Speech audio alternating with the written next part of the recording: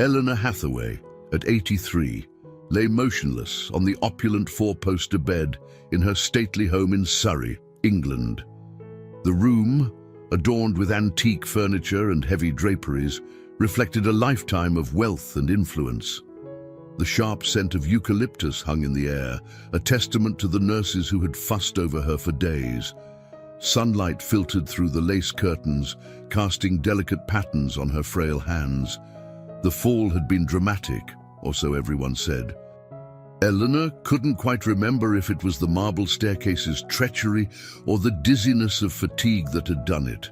Not that she would admit it mattered. As she listened to the muffled sounds of her children downstairs, an idea began to take shape. A dangerous, unconventional idea. Below, the conversation simmered with tension. Her eldest, Sarah, the picture of practicality in her tailored suit, leaned forward, her hands clasped tightly around a porcelain teacup. "We need to be realistic," she whispered sharply. "Mother isn't in her right mind anymore. She's forgetting things. Or choosing to ignore them," countered Daniel, the middle child, adjusting his gold cufflinks. His voice carried the arrogance of a self-made entrepreneur. "We should start managing her estate now, while we still can." Emma, the youngest, sat cross-legged on the armchair, her bohemian dress a stark contrast to the room's stiff formality. "She's not a case study, you know," she said with a wry smile. "Maybe try treating her like a human being for once."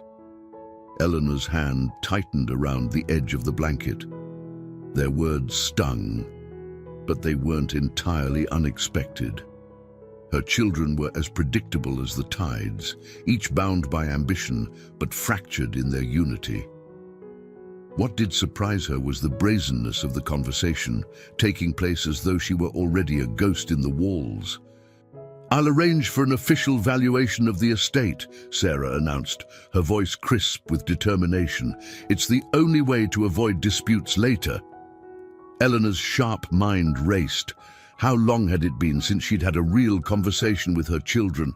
The dinners, the holidays, the rare family reunions, all painted with smiles but hollowed by unspoken grievances. Somewhere along the line, they had stopped seeing her as their mother and started seeing her as a chess piece. She was tired, but not of the physical pain. It was the exhaustion of being reduced to her assets, her influence, everything but the woman who had built it all. As their voices rose in debate, Eleanor pressed the nurse's call button. Moments later, Claire, her loyal confidant of 15 years, appeared, her face etched with concern. "They're at it again," Eleanor murmured. "Shall I ask them to leave?" Claire offered, her tone measured. "No," Eleanor said, her lips curving into the faintest hint of a smile. "Let them stew. But bring me the blue notebook from my desk. It's time I set a trap." The plan unfolded in Eleanor's mind like a game of chess, one she intended to win. Feigning memory loss wasn't an act of desperation, it was an experiment. She wanted to see who her children truly were when the mask of propriety was stripped away. As Claire handed her the notebook, Eleanor's resolve solidified. "You'll need to help me with this," she said softly, "but you must promise not to interfere, no matter how bad it gets." Claire hesitated but finally nodded.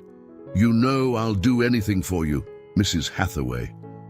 Eleanor gazed at her reflection in the ornate mirror opposite the bed. The woman staring back at her was frail, but not broken. She adjusted her lace collar and turned toward the door, just as the argument downstairs reached its crescendo.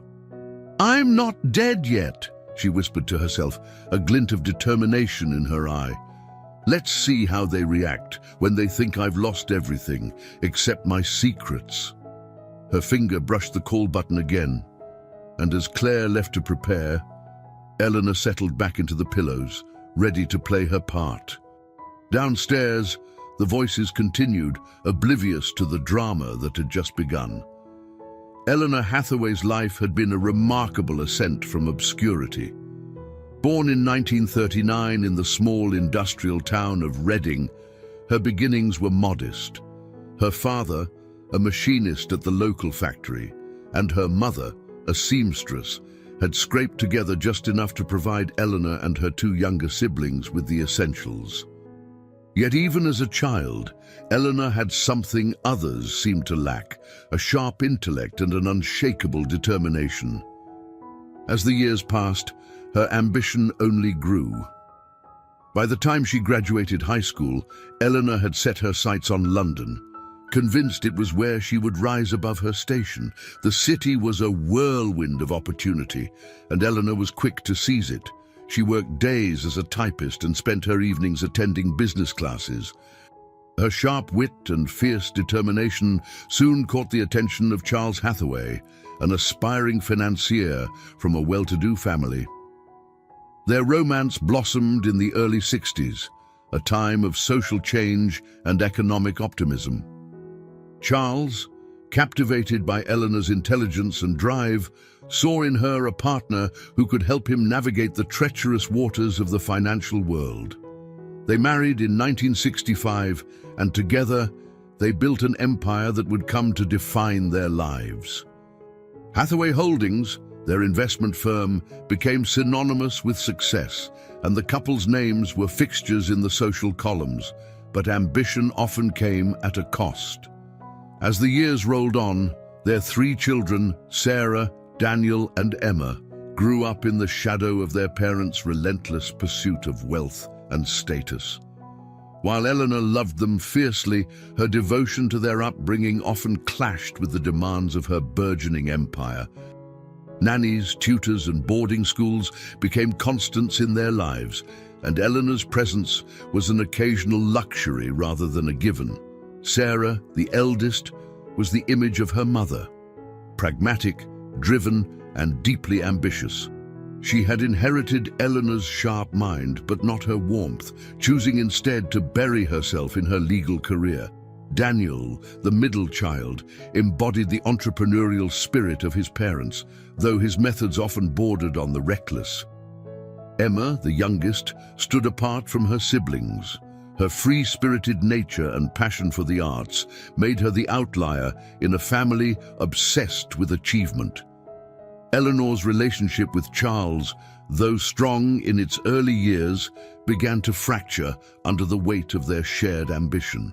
Arguments became a fixture of their marriage, disputes over finances, business decisions, and most painfully, their children's future. By the time Charles passed away unexpectedly in the early 2000s, their once flourishing partnership had become a distant memory. The rift between Eleanor and her children deepened after Charles's death. Sarah, driven by practicality, grew increasingly frustrated with her mother's reluctance to relinquish control of the family fortune. Daniel, always ambitious, resented what he saw as Eleanor's preference for Sarah's meticulous nature over his daring vision. Emma, meanwhile, felt alienated by her mother's disapproval of her artistic endeavors, which Eleanor dismissed as impractical. These fractures were not born of malice, but of years of misunderstanding and unspoken grievances. Eleanor, for all her brilliance, struggled to express vulnerability. Her love for her children, though immense, was often buried beneath her stern exterior. Similarly, Sarah, Daniel, and Emma had each internalized their own narratives of neglect and favoritism, leaving little room for reconciliation. As Eleanor lay bedridden in her stately Surrey home, these memories weighed heavily on her. The fall had been a catalyst, forcing her to confront not just her physical fragility, but the emotional distance that had grown between her and her children. Listening to their heated debates about her estate, discussions that treated her as though she were already gone, only deepened her resolve. The blue notebook that now rested on her bedside table was more than a journal. It was a lifeline.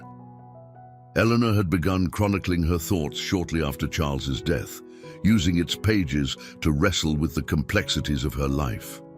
Its contents were a tapestry of reflections, on her rise to prominence, her failings as a mother, and her hopes for her family's future.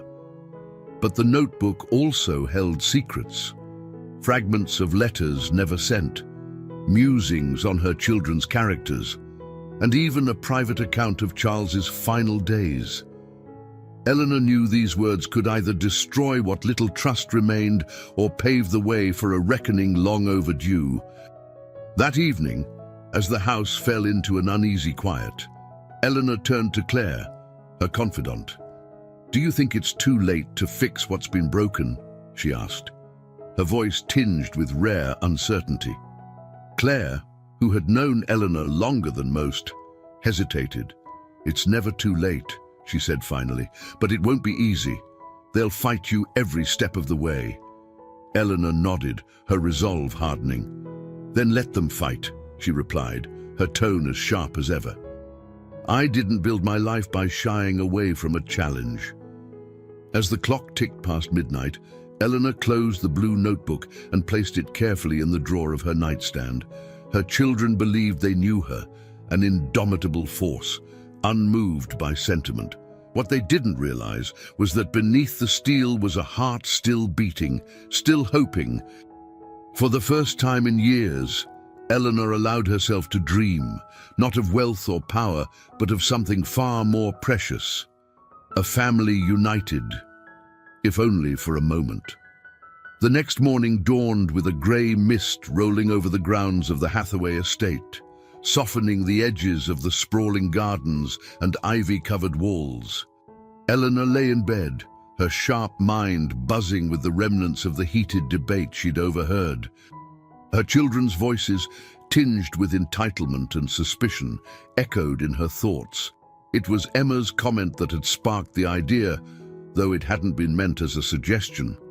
"You know, Mom never forgets a slight," Emma had said, her tone light, but her words carrying an edge of resentment. "Not even the smallest thing." That offhand remark had clung to Eleanor like a burr.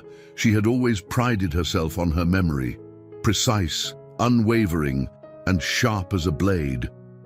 But what if she let it slip, just a little? What would happen if her children thought her memory was failing? Eleanor called Claire into her room just as the clock struck 9. The nurse, dressed in her crisp uniform, entered with a tray of tea and fresh scones, her expression neutral, but her movements betraying a deep familiarity with Eleanor's preferences. She set the tray down and glanced at her employer, noting the intent look on her face. "Claire," Eleanor began, her voice steady but her gaze unwavering, "I need you to help me with something." Claire raised an eyebrow. "Of course, Mrs. Hathaway, what do you need?" "I'm going to feign memory loss," Eleanor said bluntly, watching for the nurse's reaction. The tray rattled slightly as Claire's hand faltered. "Memory loss? But why?" Eleanor cut her off with a wave. "I need to know what they're really after, Claire. It's become painfully clear that my children view me as a means to an end. This act, if you will, is the only way to see past their masks." Claire hesitated, her loyalty warring with her professional ethics. "Mrs. Hathaway, are you certain about this? It could cause damage." "Damage?" Eleanor's laugh was dry. "The damage has already been done, my dear. They've made their calculations, debated my estate as if I were a distant memory. It's time they realize the stakes, and you'll assist me." The nurse sighed, knowing Eleanor well enough to recognize when her mind was set. "What exactly do you want me to do?" Eleanor smiled faintly. "We'll start small. Forget a few names, confuse a few dates. I'll need you to back me up, confirm my condition, sow doubt in their minds. But nothing too obvious. Subtlety is key." Claire nodded reluctantly. "All right. But promise me, if it gets out of hand, I'll manage it," Eleanor said firmly, cutting her off. "I always do." By the time Sarah, Daniel, and Emma arrived that afternoon, Eleanor was ready. The three of them filed into the drawing room where she sat by the window, wrapped in a cashmere shawl. Her posture was less rigid than usual, her expression deliberately distant. Claire hovered nearby, a silent presence who would validate Eleanor's newfound vulnerability. "Mother," Sarah began, her tone clipped. "We've been discussing," Eleanor interrupted, her voice faint. "Who are you again, dear?" The room went silent. Sarah's mouth fell open slightly, her carefully rehearsed speech forgotten. Daniel glanced at Emma, who looked equally taken aback. "It's me, Mother," Sarah said, recovering quickly. "Sarah, your eldest." Eleanor frowned, her brow furrowed in confusion. "Oh, yes, Sarah. Of course. My mind seems to be playing tricks on me lately." Emma's lips parted, but she said nothing, her usual quick wit stifled by the strange atmosphere in the room. Daniel cleared his throat awkwardly. "Mom, are you feeling all right?" Claire stepped in smoothly. "Your mother's had a few lapses recently. It's not unusual at her age, but I've been keeping an eye on her." Sarah's expression shifted subtly from concern to calculation. "How serious are these lapses?" she asked, her lawyerly instincts taking over. Eleanor feigned a wistful smile. "Oh, nothing too troubling. Just little things. Forgetting names, misplacing important papers." She let the words hang, watching their reactions closely. Emma, always the most transparent of the three, looked genuinely distressed. "Mom, have you seen a doctor? Maybe there's something they can do." Eleanor patted her hand absent-mindedly. "Doctors and their endless tests," she murmured. No, I'll manage." But the seed had been planted. Over the next hour, Eleanor observed as her children tried and failed to mask their unease. Sarah's questions became more pointed, probing the state of Eleanor's finances and the legal authority she still held over the estate. Daniel, less subtle, casually suggested they look into power of attorney just in case. Emma, uncharacteristically subdued, seemed lost in thought, her eyes darting between her mother and her siblings. As the visit drew to a close, Eleanor leaned back in her chair, exhausted but satisfied. The game had begun, and the pieces were moving as she had anticipated. She could feel the tension in the air, the unspoken questions they didn't dare voice yet. And she knew that by the time they did, it might already be too late for them to take control of her carefully laid plans. The news that Eleanor's will might need revision spread quickly among her children like sparks, igniting a dry field. By the following morning, Sarah, Daniel, and Emma had returned to the estate, each carrying their own agendas disguised as concern. The atmosphere in the drawing room was tense, each sibling vying to project an air of authority. Sarah sat at the head of the table, her back straight and her hands clasped in front of her, projecting the confidence of a seasoned lawyer. Daniel leaned casually against the mantelpiece, his posture nonchalant, but his eyes scanning the room with sharp calculation. Emma lingered by the window, arms crossed and gaze distant, as though she could escape the confrontation simply by looking out into the misty garden. Claire entered the room, her calm demeanor masking the growing unease she felt about the situation. "Mrs. Hathaway will join you shortly," she said. Her words hung in the air as the siblings exchanged wary glances. "I still think we need to act quickly," Sarah began, breaking the silence.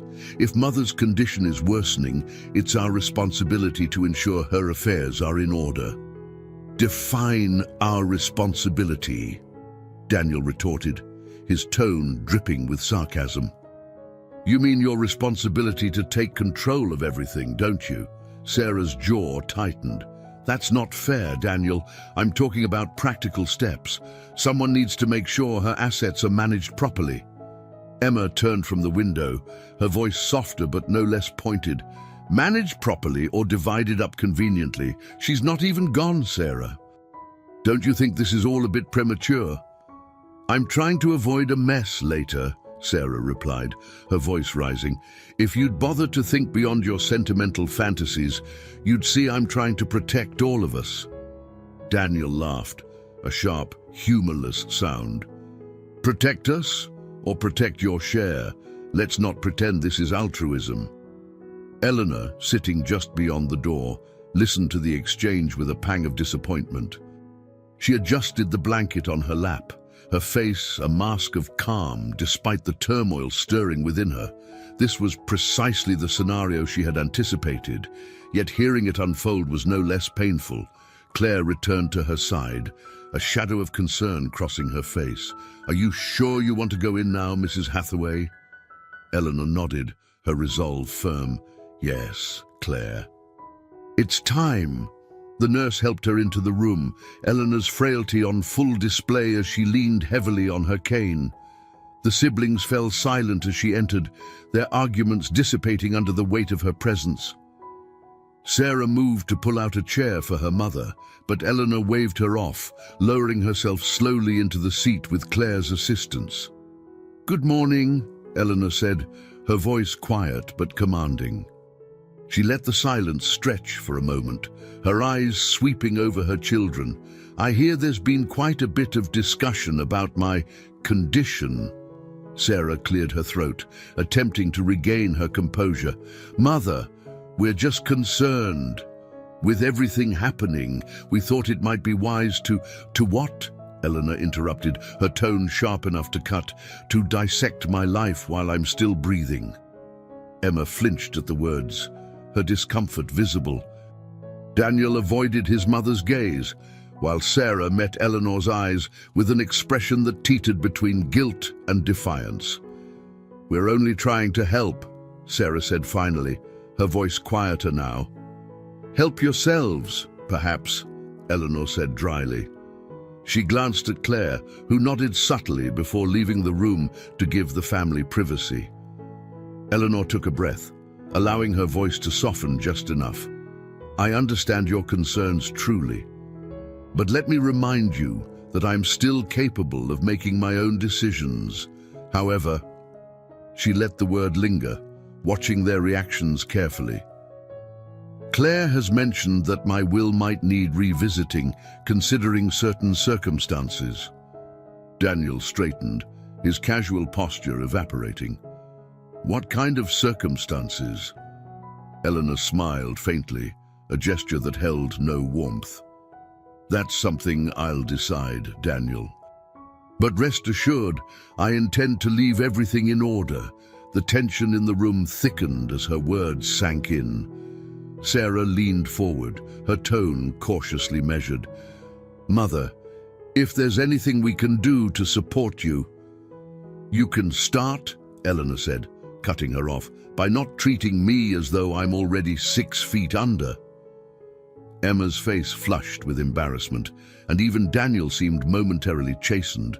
Sarah, however, recovered quickly. "Of course, Mother. We only want what's best for you." Eleanor tilted her head, her gaze piercing. "Do you, I wonder?" The words hung heavy in the air, unspoken accusations echoing louder than anything that had been said. Eleanor let the silence stretch, watching as her children shifted uncomfortably under her scrutiny. Finally, she leaned back in her chair, her expression unreadable.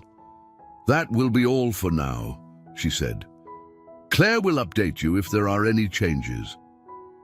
As they filed out of the room, Eleanor felt a twinge of exhaustion, but it was tempered by a sense of grim satisfaction. They had shown their hands just as she knew they would. Now, the real test would begin. Later that evening, Eleanor sat in her private study, the blue notebook open in front of her.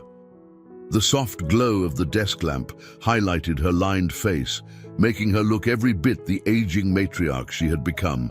Yet her eyes remained sharp, betraying none of the frailty she had projected earlier. The events of the day had unfolded as she'd anticipated, but there was something unsettling about the depth of tension among her children. It gnawed at her thoughts as she turned the pages of her notebook. Her study had always been her sanctuary, a place filled with reminders of the life she had built. Framed photographs of her and Charles at charity galas lined the walls, alongside pictures of her children during happier times. Yet, among these were gaps, missing moments where distance, both emotional and physical, had replaced togetherness. Claire entered quietly, carrying a tray with Eleanor's evening tea. "Shall I draw the curtains, Mrs.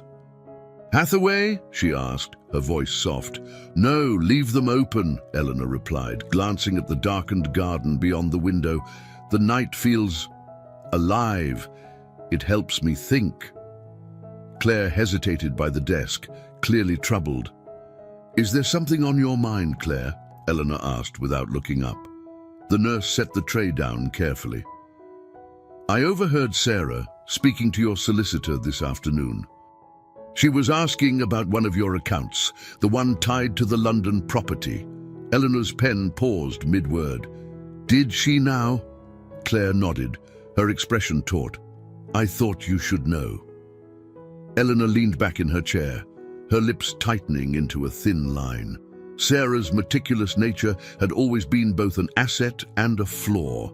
She was the child who could catalogue every detail, but often missed the larger picture. Yet this overstep felt more deliberate, more personal. "Thank you, Claire," Eleanor said finally. "You've done well to tell me." As Claire left the room, Eleanor closed the notebook and stared at the framed photograph of Sarah on her wedding day. It was a portrait of a different time, when Sarah's focus had been on her new life rather than on control. Eleanor's chest tightened with the memory. She reached for the phone on her desk and dialed a number she hadn't used in years. The voice on the other end answered quickly.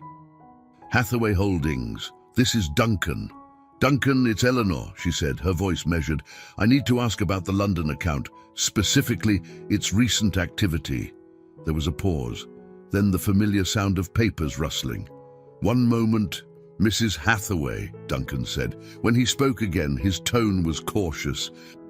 "It appears there was a withdrawal last week, a significant one." "How significant?" Eleanor asked, though her stomach churned with the answer she already suspected. £500,000, Duncan replied, "authorized by Sarah Hathaway." Eleanor exhaled slowly, gripping the phone tighter. "I see. Thank you, Duncan. That will be all for now." She replaced the receiver and sat motionless for a long moment, staring at the phone as if it might provide further answers. Sarah's actions were not just a breach of trust. They were a declaration of war. The children were testing the boundaries of her authority, probing for weakness. Eleanor had never been one to shy away from conflict, but this betrayal was deeply personal. The sound of voices from the hallway interrupted her thoughts. Eleanor rose slowly, her cane tapping against the polished wood floors as she made her way toward the door. She cracked it open just enough to hear Sarah and Daniel's hushed conversation. "We can't wait any longer," Sarah was saying. "If Mother's health really is deteriorating, we need to take control before it's too late." "And how do you suggest we do that?" Daniel replied, his tone skeptical. "You're the one with the legal expertise." "I've already started the process," Sarah said. "Once we have power of attorney, we can consolidate the accounts and protect the assets." "Protect them from what?" Emma's voice cut in suddenly, sharper than usual. Eleanor hadn't realized she was there. "From Mom, you talk about her like she's a liability." "She's vulnerable, Emma," Sarah said, her tone softening but not losing its edge. "I'm doing this for her and for us." "Funny," Emma replied, her voice dripping with sarcasm. "It sounds more like you're doing it for yourself." Eleanor closed the door silently, her heart pounding. The dynamic among her children was shifting, becoming more volatile with each passing day. They were fracturing further, and she was the catalyst. As she returned to her desk, Eleanor considered the weight of the path she had chosen. Manipulating her children had never been her desire, but it had become her necessity. Yet tonight's revelations deepened the complexity of her plan. Sarah's calculated betrayal, Daniel's ambivalence, Emma's defiance. It was all converging into a storm she might not be able to control. For the first time in years, Eleanor felt a pang of doubt. She poured herself a cup of tea and stared out into the night, her reflection faintly visible in the glass. The woman staring back at her looked formidable, but Eleanor knew the truth. Beneath the armor of wealth and authority, she was simply a mother trying to protect what remained of her family, even if it meant destroying the illusions they had built around her. The morning sunlight filtered through the lace curtains of Eleanor's bedroom, casting intricate patterns on the worn rug beneath her feet. She sat propped against the pillows, her face a mask of calm, though her mind churned with the events of the previous evening. Claire entered quietly, placing a tray of breakfast on the bedside table. "They're still here," Claire said, her tone carefully neutral. Eleanor arched an eyebrow, sipping her tea. "All three of them?" Claire nodded. "They're in the dining room. It seems they're planning to stay a while." Eleanor smiled faintly, her sharp gaze betraying no surprise. "Good. Let them stew." Claire hesitated before speaking again. "Mrs. Hathaway, are you certain about this?" "The tension between them, it's only growing." "Precisely," Eleanor replied, her voice steady. "They need to reveal their true colors, Claire. This charade is the only way I'll ever know who they really are."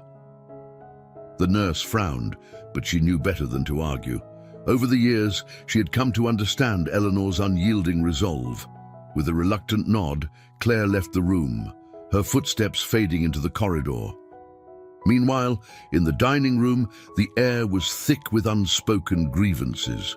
Sarah sat at the head of the table, meticulously buttering a piece of toast, as though the action might bring her control over the day's events. Daniel leaned back in his chair, scrolling absent-mindedly through his phone, while Emma sipped her coffee, her gaze distant.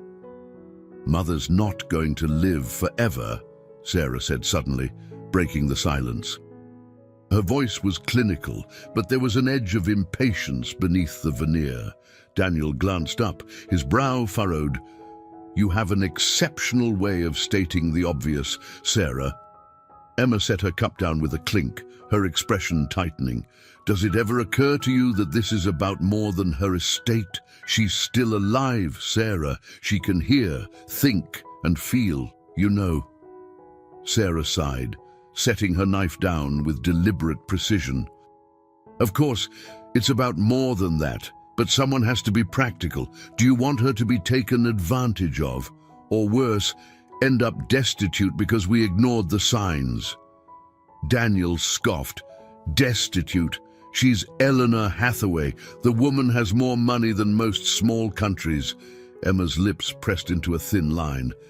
"And yet, here we are, picking apart her life as though she's not upstairs right now." The tension crackled between them like static electricity. None of them noticed Eleanor's silent approach until she stood in the doorway, her cane tapping softly against the polished floor. "Good morning," she said, her voice mild but carrying enough authority to silence them. "Mother," Sarah said, rising quickly to pull out a chair for her, "we were just discussing—" "I heard," Eleanor interrupted, settling herself at the table with Claire's help. "And it's heartwarming to know how deeply you all care about my future."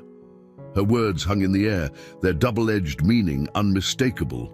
Sarah flushed slightly, while Daniel shifted uncomfortably in his seat. Emma, however, met her mother's gaze directly, her expression unreadable. "I do have something to say," Eleanor continued, her voice calm but firm.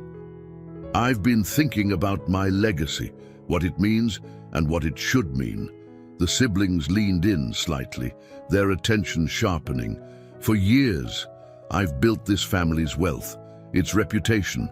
I've ensured that you've had every advantage, every opportunity to succeed. But what I see before me now—" She paused, letting her gaze sweep over them. "What I see now troubles me." "Mother, we're just trying to—" Sarah began, but Eleanor held up a hand to silence her. "I'm not finished," she said. "You speak of protecting me, of managing my affairs, but in doing so, you reveal your own concerns, your own fears, and perhaps your own motives." Daniel frowned. "Are you suggesting we're being selfish?" Eleanor arched an eyebrow. "Aren't you?" Emma, who had been silent throughout, finally spoke. "So, what happens now? Are we supposed to prove ourselves worthy of your approval, of your money?" Eleanor smiled faintly. "Perhaps. Or perhaps I've already made my decision." The room fell silent, the weight of her words pressing down on them. Each sibling grappled with the implications, their minds racing with possibilities. Before any of them could respond, Eleanor stood, her movements deliberate and measured. "Claire will let you know if I need anything," she said, her tone dismissive. "You may continue your discussions." As she left the room, the siblings exchanged uneasy glances. Whatever Eleanor's intentions, they were clearly not as simple or as predictable as any of them had assumed. Upstairs, Eleanor returned to her study, her expression contemplative. Claire followed her, closing the door behind them. "They didn't take it well," Claire observed. "Good," Eleanor replied, her voice low. "Let them wrestle with their own consciences. If they have any left." She picked up her blue notebook, the pages filled with careful observations and strategies. The game was far from over, and Eleanor knew that the next moves would determine everything. The late afternoon sunlight streamed into the Hathaway Estate's drawing room, casting long shadows over the ornate furniture. The warmth of the light seemed at odds with the growing unease that had settled among Eleanor's children. After their tense breakfast, each had retreated to different corners of the house, but the undercurrent of suspicion and conflict lingered. Sarah had claimed a corner of the library, her laptop open as she pored over legal documents. Her movements were precise, but there was an edge to them, a quick tapping of her pen, a slight tightening of her lips. She was trying to stay ahead, to anticipate whatever Eleanor might have planned. She didn't notice Emma walk in until her sister dropped a book onto the desk with a thud. "Still strategizing, I see," Emma said, folding her arms. Her voice held a lightness that didn't quite mask the accusation underneath. Sarah didn't look up. "Someone has to..." Emma sighed, pulling a chair closer. "You act like this is some hostile takeover. She's our mother, Sarah, not a business acquisition." "Is she?" Sarah retorted, finally meeting Emma's gaze. "Because right now, it feels like she's testing us, playing a game we don't even know the rules to." Emma frowned, her fingers tracing the edge of the desk. "Maybe because you keep treating her like an asset instead of a person." Before Sarah could respond, Daniel appeared in the doorway, leaning casually against the frame. "What's this? Another round of sibling bonding?" Emma shot him a glare. "We were talking about Mom. You know, the woman upstairs who's probably overhearing every word we say." Daniel smirked. "Let her. Maybe then she'll realize how ridiculous this whole thing is." Sarah stood abruptly, snapping her laptop shut. "If you two are just here to antagonize me, don't bother. I have real work to do." Daniel stepped into the room, his tone turning serious. "This isn't just about you, Sarah. Whatever Mom decides affects all of us. You might want to remember that." The tension between the three was palpable, a volatile mix of past grievances and present mistrust. But before any of them could escalate the argument further, the sound of a car pulling up the driveway drew their attention. Emma moved to the window, her brow furrowing as she peered out. "Who's that?" she asked. Sarah joined her, her expression darkening. "That's Margaret." "Margaret?" Daniel repeated, his tone skeptical. "The cousin?" Sarah nodded, her jaw tightening. "And no doubt here to help." Emma turned to face her siblings, confusion etched on her face. "I don't understand. Why would Margaret be here?" Sarah crossed her arms, her voice heavy with disdain. Because she sees an opportunity, just like everyone else. By the time Margaret entered the drawing room, escorted by Claire, the siblings had settled into an uneasy silence. Margaret, a woman in her late 40s with an air of self-assured charm, greeted them warmly, though her smile didn't quite reach her eyes. "Sarah, Daniel, Emma," she said, her tone smooth. "It's been far too long." "What brings you here, Margaret?" Sarah asked, her voice clipped. Margaret's smile widened, but there was a calculating glint in her eye. "Family, of course. I heard about Aunt Eleanor's condition and thought it best to visit." Daniel raised an eyebrow. "How thoughtful of you." Margaret ignored his sarcasm, taking a seat near the fireplace. "I only want to ensure she's being cared for properly, and to offer my support should she need it." Emma, ever the skeptic, leaned forward. "Support? Or are you hoping to be written into the will?" Margaret's expression didn't falter, though her smile thinned slightly. "Is that how you see me, Emma? A fortune seeker?" Sarah cut in before the conversation could spiral further. "Let's not waste time pretending, Margaret. We all know why you're here." Margaret's gaze hardened, though she kept her composure. "And why are you here, Sarah? Out of the goodness of your heart." The room fell into a tense silence, the weight of unspoken truths hanging heavy in the air. Claire, who had been standing quietly by the door, cleared her throat. "Mrs. Hathaway would like to see all of you in the drawing room," she said, her voice steady but firm.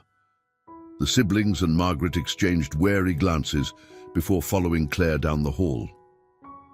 When they entered, Eleanor was already seated, her posture regal despite her apparent frailty.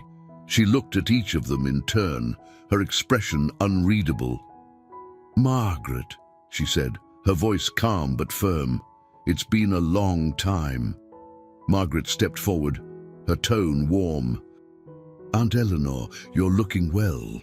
Eleanor raised an eyebrow, a faint smile playing on her lips. "Flattery doesn't suit you, Margaret, but I appreciate the gesture." The room grew quiet as Eleanor's gaze swept over her children. "It seems my condition has brought out the best in all of you." The sarcasm in her tone was impossible to miss, and the siblings shifted uncomfortably. Margaret, however, held her ground, her smile unwavering. "I came to help, Aunt Eleanor," Margaret said, her voice steady. Eleanor's smile faded slightly. "We'll see about that." The tension in the room was palpable, a fragile balance that threatened to shatter with the slightest provocation. Eleanor leaned back in her chair, her sharp eyes taking in the faces around her. "Let's see what happens next," she said softly, her words carrying the weight of a challenge. The arrival of Richard G., Sarah's teenage son, brought a rare moment of warmth into the tense Hathaway estate.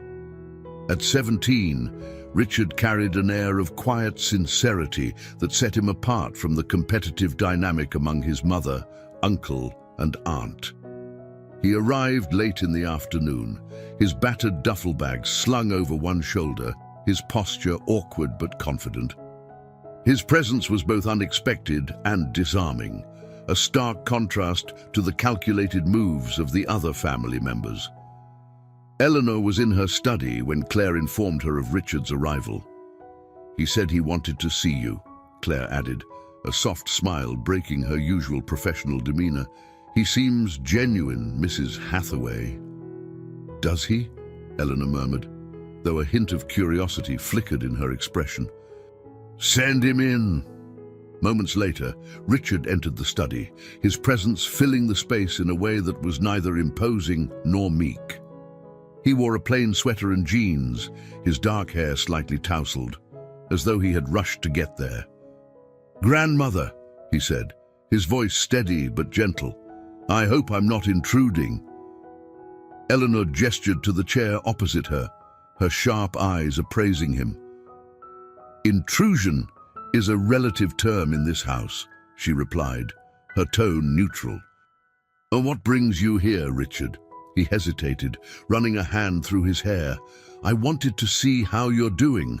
Mom mentioned, well, she mentioned you weren't feeling great." Eleanor tilted her head, her gaze narrowing slightly. "And you came to check on me out of concern?" "Yes," he said simply, meeting her gaze with an earnestness that surprised her. For a moment, Eleanor was silent, studying him. Richard's sincerity was disarming, and she found herself softening despite her initial skepticism. "Well," she said finally, "I suppose I should be grateful someone in this family is interested in my well-being." Richard smiled faintly, the corners of his eyes crinkling in a way that reminded her of Sarah when she was his age, before ambition had hardened her features. "I'm not sure what's going on with everyone else," he admitted, "but I figured you could use some company." Eleanor allowed herself a small smile. "You might be the first person to come here without an agenda, Richard. That's a rare thing these days." They spoke for nearly an hour, their conversation weaving between Richard's plans for university and Eleanor's memories of her own youth. His genuine curiosity and lack of pretense were a balm to her, a reminder of the simplicity that once existed in her family before wealth and ambition complicated everything. By the time he left the study, Eleanor felt a flicker of something she hadn't felt in a long time: hope. Downstairs, Richard's presence did not go unnoticed. Sarah, pacing the length of the library, noticed him in the hallway and called out, "Richard!" "What are you doing here?" Richard paused, adjusting the strap of his bag. "I came to see Grandma," he said, his tone even. Sarah frowned, her sharp gaze sweeping over him. "You should have told me you were coming. This isn't exactly a good time." "I didn't think I needed an appointment to visit my own grandmother," Richard replied, his voice calm but firm. Sarah sighed, pinching the bridge of her nose. "It's not about that. There's a lot happening right now." "You don't understand." "Maybe I don't," Richard said, his gaze steady, "but I think Grandma deserves better than whatever it is you're all doing." The words stung, and for a moment, Sarah looked as though she might argue, but Richard's quiet conviction held her back. Instead, she turned away, muttering something about needing to make a call. Richard continued down the hall, his presence an unsettling force in the fragile balance of the household. Emma caught up with him near the garden, her expression a mix of curiosity and relief. "Richard," she said, falling into step beside him, "it's good to see you. How's school?" "It's fine," he replied, glancing at her. "Better than whatever's happening here." Emma laughed softly, though there was little humor in it. "You've always been perceptive. Too perceptive, maybe." He shrugged, his hands in his pockets. "I don't need to be perceptive to see that everyone's at each other's throats." Emma sighed, her gaze drifting to the manicured hedges beyond the window. "It's complicated, Richard. Families are always complicated." "That's no excuse," Richard said quietly, his voice carrying a weight beyond his years. "Grandma deserves better." Emma looked at him, her expression softening. "You're right," she said after a moment. "She does." As the day wore on, Richard's presence began to ripple through the household. His quiet compassion stood in stark contrast to the calculated moves of the others, and it did not go unnoticed by Eleanor. Watching him from her window as he wandered the garden, she felt a rare sense of pride and a growing determination. For all the fractures in her family, perhaps there was still something worth salvaging. The Hathaway estate had settled into an uneasy quiet by evening, though tension lingered like the oppressive humidity before a storm. Eleanor, watching the sky darken through her window, found herself reflecting on the dynamics playing out in her home. Her plan was bearing fruit, but the resulting fractures among her children weighed on her more heavily than she had anticipated. Still, she reminded herself, it was necessary. Only by stripping away pretense could she truly see their hearts. Claire entered the room, carrying Eleanor's evening tea. She moved with the efficiency of someone who had spent years anticipating her employer's needs. Yet there was a hesitancy in her steps tonight. "You look like you have something on your mind," Eleanor said without turning from the window. Claire hesitated before speaking. "Emma came to see me earlier. She asked if I thought you'd consider letting her stay here to help care for you." Eleanor raised an eyebrow, finally glancing at Claire. "And what did you say?" "I told her that was something only you could decide," Claire replied carefully. She seemed genuine. Eleanor's expression softened slightly, though her skepticism remained. Genuine in her concern or in her guilt? "I couldn't say," Claire admitted. "But she seemed earnest." Eleanor nodded, dismissing Claire with a wave. As the door clicked shut behind her nurse, Eleanor's thoughts turned to Emma. Of all her children, Emma had always been the most enigmatic. Her artistic temperament set her apart, and her refusal to conform to the family's expectations had been a constant source of tension. Yet, it was precisely Emma's unpredictability that now gave Eleanor pause. Perhaps there was more to her than the flighty dreamer her siblings often dismissed. Later that night, Eleanor decided to summon Emma for a private conversation. When Emma entered the study, she looked more composed than Eleanor had expected, though there was a nervous energy about her. "You wanted to see me, Mom?" Emma asked, her voice tentative. Eleanor gestured for her to sit, studying her youngest daughter carefully. "Claire tells me you're thinking of staying here to care for me." Emma flushed slightly, but met her mother's gaze. "I just thought, with everything going on, maybe I could help. You shouldn't have to go through this alone." Eleanor leaned back in her chair, her fingers steepled in thought. "And why now, Emma? After all these years of keeping your distance, what makes you think I need you?" Emma flinched at the bluntness of the question, but didn't back down. "Maybe I've been selfish," she admitted. "Maybe I stayed away because it was easier than facing how much we've drifted apart. But I'm here now, and I want to help. Isn't that enough?" Eleanor's expression softened, though she kept her tone measured. "It's a start. But let me be clear, Emma, helping me isn't just about staying in this house. It's about understanding what I need, not what you think I need. Can you do that?" Emma nodded, her jaw set with determination. "I can." As the conversation drew to a close, Eleanor felt a flicker of something she hadn't expected. Hope. Emma's sincerity seemed genuine, though Eleanor knew better than to trust appearances fully. Still, it was a step in the right direction, and that was more than she had dared to hope for. Downstairs, however, the tension between Daniel and Emma was reaching a boiling point. Daniel, ever the opportunist, had cornered Emma in the library after overhearing part of her conversation with Claire earlier. "So, you're moving in now?"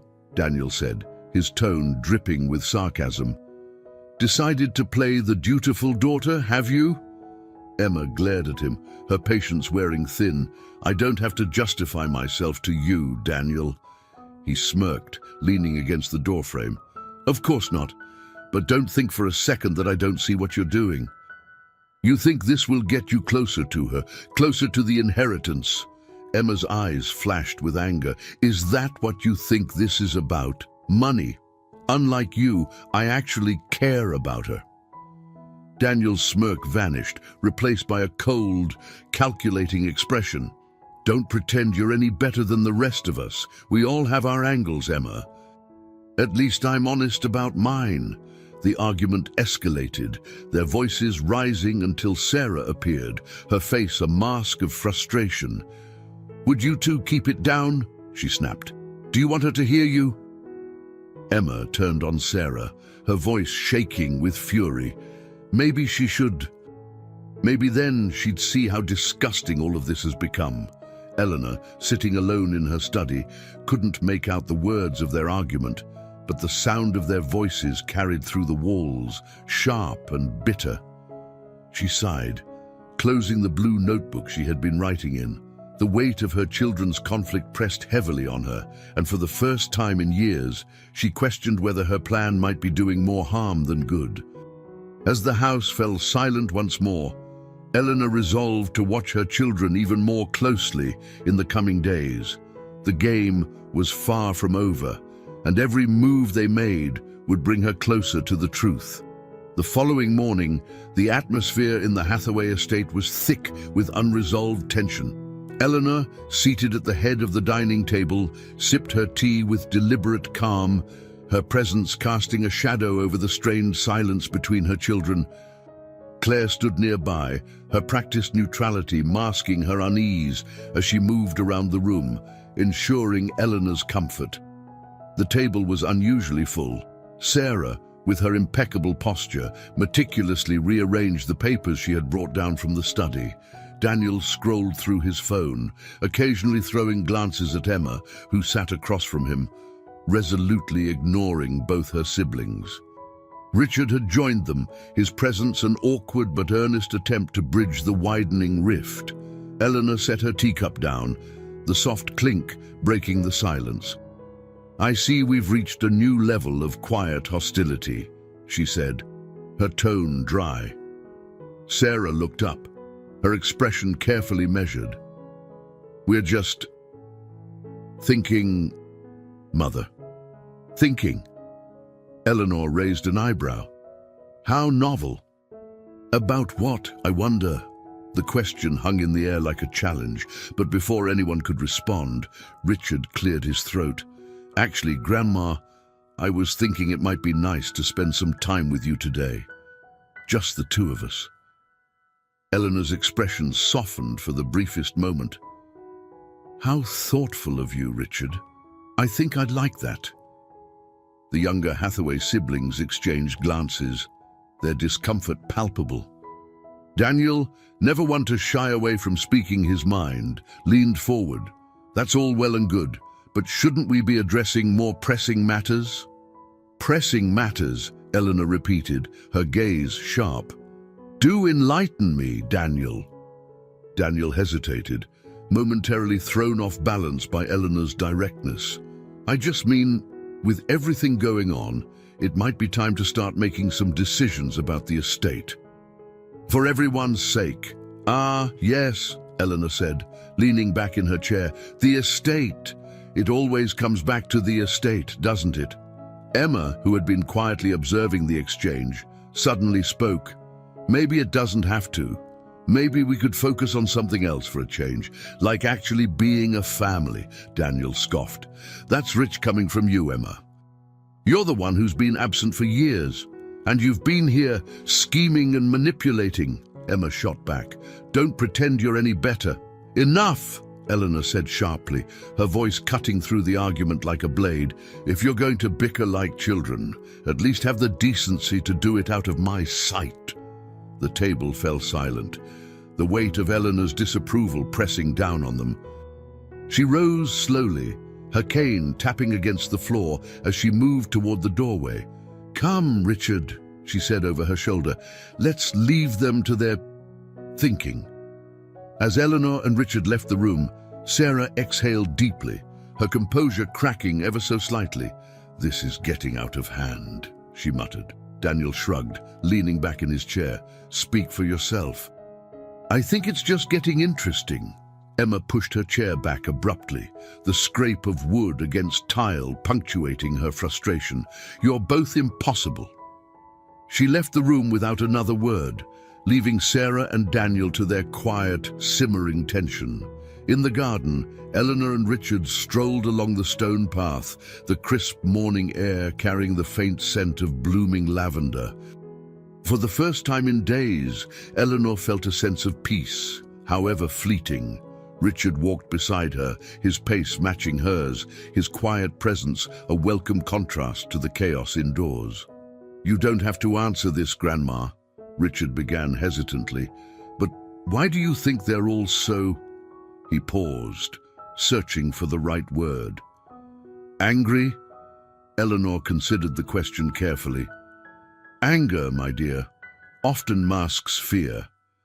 They're not angry at me. Not really. They're angry at what they might lose, what they think they deserve. Richard frowned. But it's not just about the money, is it? Eleanor smiled faintly. Not entirely, no. But money has a way of distorting things. Relationships, priorities, even love. I've seen it time and time again. They reached a bench overlooking the garden pond, and Eleanor gestured for Richard to sit beside her. She studied his face, so young yet so perceptive, and felt a pang of regret for the bitterness that had consumed her family. "You're different, Richard," she said softly. "You see the cracks in this family, and yet you're not trying to exploit them. That's rare." Richard looked down, his cheeks reddening slightly. "I just want things to be better for everyone." Eleanor placed a hand on his, her grip surprisingly firm. "Sometimes wanting isn't enough. Sometimes you have to act." Their conversation was interrupted by the distant sound of raised voices from the house. Eleanor sighed. Her serene moment shattered. "It seems peace is a fleeting thing in this family." Richard looked toward the house, his brow furrowing. "Do you think they'll ever change?" Eleanor's gaze turned distant, her thoughts heavy. "Change is a curious thing, Richard. It often comes at a price." As they sat in the garden, the sun climbing higher in the sky, Eleanor felt a flicker of determination. The storm brewing within her family couldn't be ignored any longer, and the next move would be hers to make. By the time the afternoon sunlight had begun to wane, casting long shadows across the estate's sprawling grounds, the tension in the Hathaway household had reached a new peak. Eleanor remained in her study, silently observing the chaos she had set into motion. The blue notebook rested open on the desk before her, its pages filled with notes and observations about her children. Each entry captured a moment, a word, or a betrayal, woven together into a tapestry of her family's dysfunction. Downstairs, Sarah paced the drawing room, her sharp heels clicking against the wooden floor. She clutched her phone, her conversation with the financial consultant growing increasingly agitated. "No, that's not acceptable," she snapped. "We need access to those accounts immediately. There's no time for delays." Daniel, lounging on the sofa with a drink in hand, smirked at his sister's frustration. "Trouble managing the empire, Sarah?" he asked, his tone dripping with sarcasm. Sarah shot him a glare.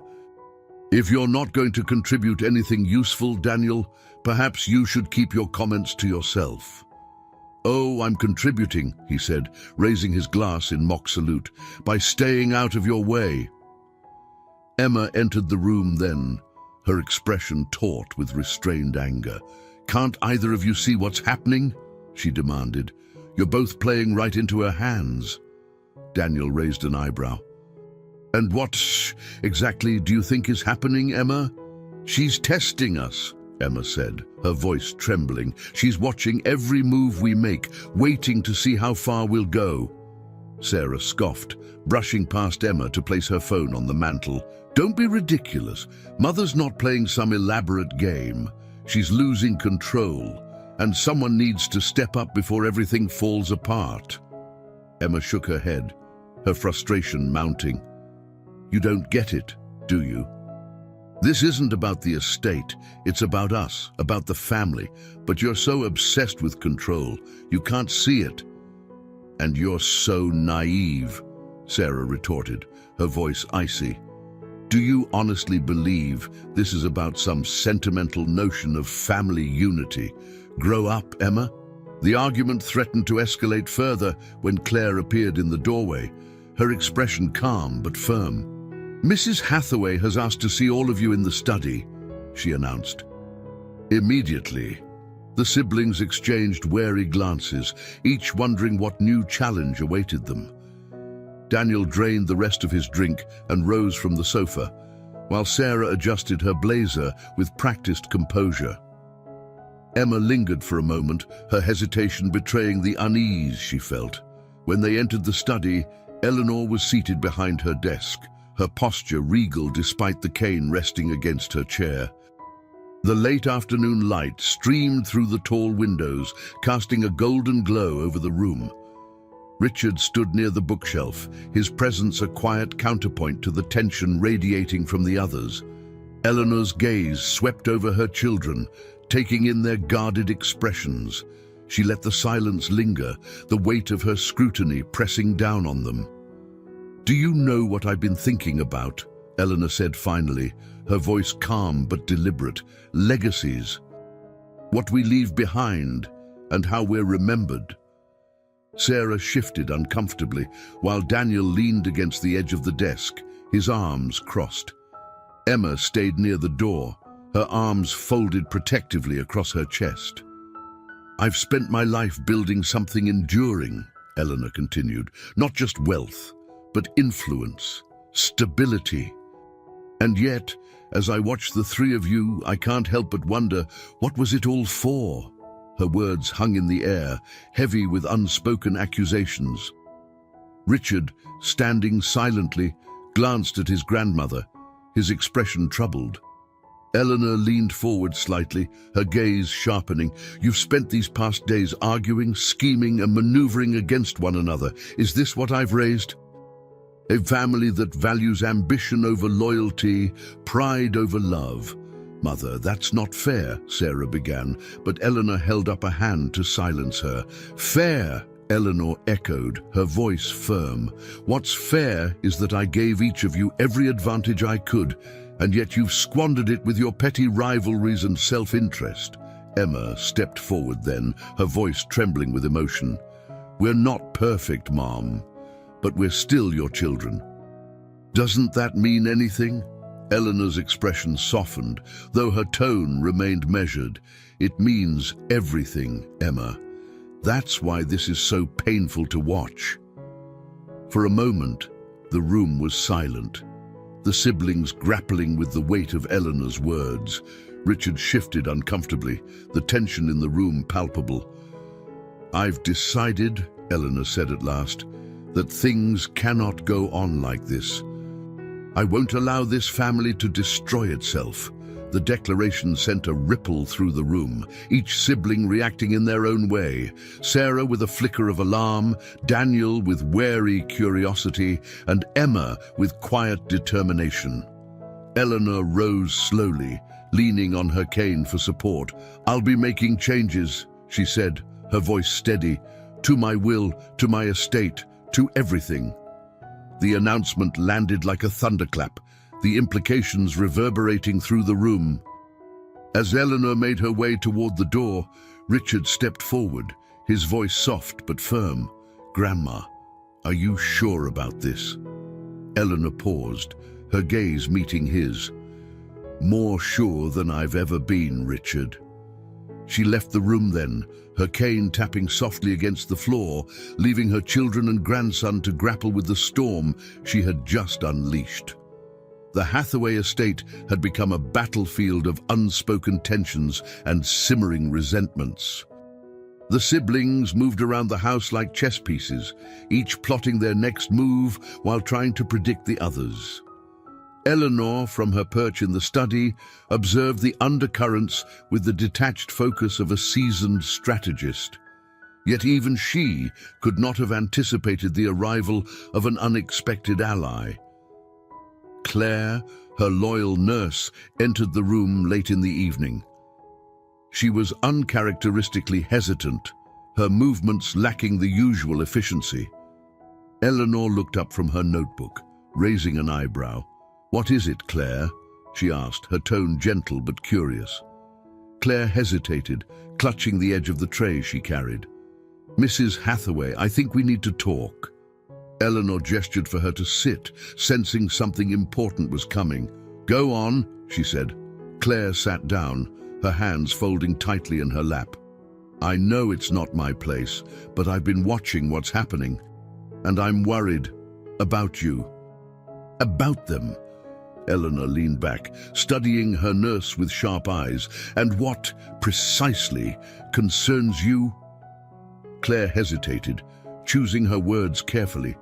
This plan of yours, it's risky. You're pushing them to their limits, and I don't know if they can handle it. I'm afraid it might do more harm than good."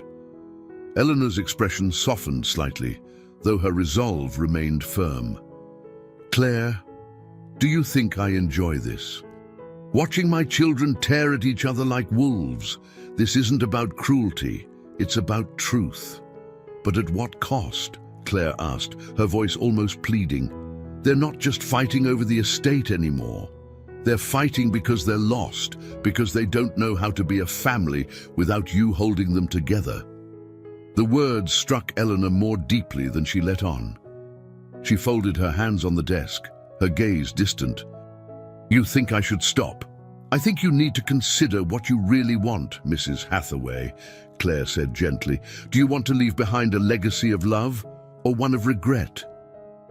Eleanor nodded slowly, her mind working through Claire's words. "Thank you, Claire. Your honesty is appreciated." The conversation ended there, but Claire's words lingered in Eleanor's mind as she prepared for bed that night. She had spent so long orchestrating this test, determined to expose her children's true natures. But what if the test was breaking them instead of revealing their strength? The following morning, a new player entered the fray. Margaret, Eleanor's distant cousin who had arrived days earlier, had kept to the background until now, watching the unfolding drama with keen interest. Her opportunism had not gone unnoticed, but her intentions remained ambiguous until she sought out Eleanor in the garden. "Aunt Eleanor," Margaret said as she approached, her tone carefully warm, "may I join you?" Eleanor, seated on a wrought-iron bench near the rose garden, gestured for Margaret to sit. "What is it, Margaret? I assume you didn't come all this way just to admire my roses." Margaret smiled faintly, folding her hands in her lap. "I wanted to talk to you about the family, about what's happening here." Eleanor arched an eyebrow. "And what exactly do you think is happening?" Margaret's smile tightened, though she maintained her composure. "I think they're lost, Aunt Eleanor. They're so caught up in their own fears and ambitions that they can't see what really matters." Eleanor studied Margaret carefully, noting the faint undertone of calculation in her voice. "And what, in your opinion, really matters?" "Family," Margaret said simply. "It's what brought me here after all. I couldn't bear the thought of you going through this alone." Eleanor's expression remained neutral, though her eyes betrayed a flicker of amusement. "How noble of you!" Margaret hesitated, sensing the subtle challenge in Eleanor's tone. "I only want to help," she said earnestly. "I know I haven't always been close to you or the others, but that doesn't mean I don't care." Eleanor leaned back, her gaze never leaving Margaret's face. "Help, you say? And what form would this help take?" Margaret faltered for a moment before recovering. "Mediation, perhaps. Someone to remind them of what's at stake." Eleanor smiled faintly, though it was a smile devoid of warmth. "You're quite the diplomat, Margaret. But let me be clear. I don't need a mediator. What I need is for my children to prove themselves capable of something more than greed." Margaret opened her mouth to respond, but closed it again, realizing there was little she could say to sway Eleanor. She rose gracefully, smoothing her skirt. "Of course, Aunt Eleanor, I only want what's best for you." As Margaret walked away, Eleanor's smile faded. The garden, once her sanctuary, now felt like another stage for the battles playing out within her family. She glanced toward the house, where she could see Richard standing in the library window, watching the scene unfold. His quiet presence was a small comfort amid the growing storm. Eleanor returned to the bench, her thoughts heavy. Claire's warning and Margaret's overtures had shaken her resolve, but they had also clarified her purpose. This was no longer just a test, it was a reckoning, and she would see it through to the end, no matter the cost. The Hathaway estate was caught in a tense equilibrium, the kind that preceded an inevitable collapse. Eleanor's declaration of changes to her will had rattled her children, and the air was now thick with suspicion. Each sibling retreated into their corner, each nursing their own interpretation of what her words might mean. But it was Eleanor's deliberate behavior that now began to sow deeper uncertainty. In the days following her announcement, Eleanor's supposed condition seemed to worsen. She would trail off mid-sentence, confuse dates, or refer to long-dead acquaintances as if they were still alive. Claire, faithful to the ruse, corroborated the narrative, her demeanor a careful balance of concern and professionalism. This only heightened the siblings' paranoia, their fear and greed masquerading as worry. Sarah, ever pragmatic, saw this as an opportunity to act. Seated in her bedroom with Daniel, she outlined her plan. A sleek laptop sat on the desk between them, illuminated by the soft glow of a nearby lamp. "I've already reached out to a legal consultant," Sarah said, her tone clipped. "The process to secure power of attorney is straightforward, but it will require cooperation, or at least the appearance of it." Daniel leaned back in his chair, his arms crossed. "And what exactly does cooperation mean in this case?" "You want me to play nice? I want you to sign the papers," Sarah replied, her patience visibly fraying. "This isn't about you or me, it's about protecting the estate." Daniel smirked. "And by protecting, you mean ensuring you have control."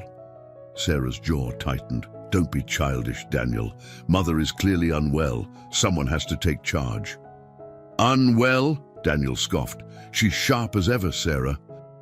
This whole memory loss act doesn't fool me for a second." "And yet you're still here," Sarah shot back. "If you didn't believe there was something to gain, you'd have left days ago." Daniel's smirk faded, replaced by a hard edge in his gaze. "Fine. I'll sign your papers, but don't think for a second that I trust you." Their uneasy alliance solidified, but it was clear that trust was a currency neither sibling was willing to spend. Meanwhile, Emma lingered in the library, her mind swirling with doubts.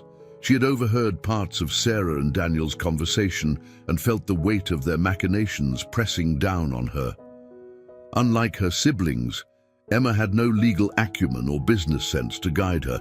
She relied on intuition, and her instincts told her something was deeply wrong. Late that evening, Emma sought out Eleanor, finding her mother seated by the fire in the drawing room. The flames cast flickering shadows across Eleanor's face, highlighting the sharp contours of her cheekbones and the steady determination in her eyes. "Mom," Emma began hesitantly, "can we talk?" Eleanor looked up, her expression unreadable. "Of course, Emma. Sit." Emma perched on the edge of a nearby chair, her hands clasped tightly in her lap. "I don't know what's happening anymore. Sarah and Daniel are plotting. Margaret's hovering like a vulture. And She hesitated, searching for the right words. "I don't know what to do." Eleanor studied her daughter for a long moment before speaking. "What is it you're afraid of, Emma?" "I'm afraid of losing you," Emma admitted, her voice trembling. "Not just to whatever this is, but to them, to all of this." Eleanor's expression softened, though her voice remained steady. "Do you think they care about losing me?" Emma looked away, her silence an answer in itself. Eleanor leaned forward, her gaze intense. "Emma, this family is at a crossroads. What happens next will define us for years to come. But I need to know, what are you willing to fight for?" Emma met her mother's gaze, her eyes filling with unshed tears. "I don't know if I'm strong enough." "You are," Eleanor said firmly. "You've always been stronger than you think." The next day brought new complications. Sarah, true to her word, moved forward with her plan to secure power of attorney, enlisting Daniel's begrudging support. They approached Margaret, who had been keeping her distance since her failed overtures to Eleanor. "Margaret," Sarah said, her tone crisp, "we need to talk." Margaret raised an eyebrow, her expression wary. About, about ensuring mother's affairs are handled properly, Sarah replied. With her condition worsening, it's imperative that we act quickly. Margaret's smile was thin. And you think I'll just fall in line? I think you care about this family, Sarah said, her voice carefully measured, and about your place in it. Margaret considered this for a moment before nodding. Fine, but if I'm going to help, I want assurances. Of course, Sarah said, though the flicker in her eyes betrayed her disdain. As the alliance between Sarah, Daniel, and Margaret took shape, Emma found herself increasingly isolated. But her conversation with Eleanor lingered in her mind, igniting a spark of resolve.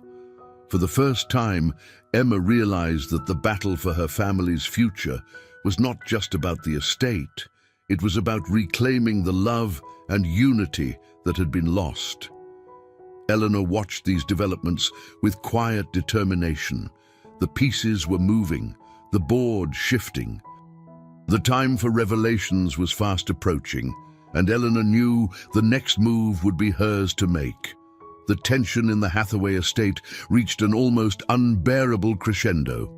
It was as though the house itself had absorbed the strain, its grand halls and ornate rooms echoing with unresolved arguments and whispered schemes. Eleanor, from her vantage point in the study, felt the weight of her children's choices pressing against her resolve. But it wasn't until Emma stumbled upon a damning discovery that the fragile balance began to shatter. Emma, seeking solace from the charged atmosphere, had taken to wandering the less-used corners of the estate.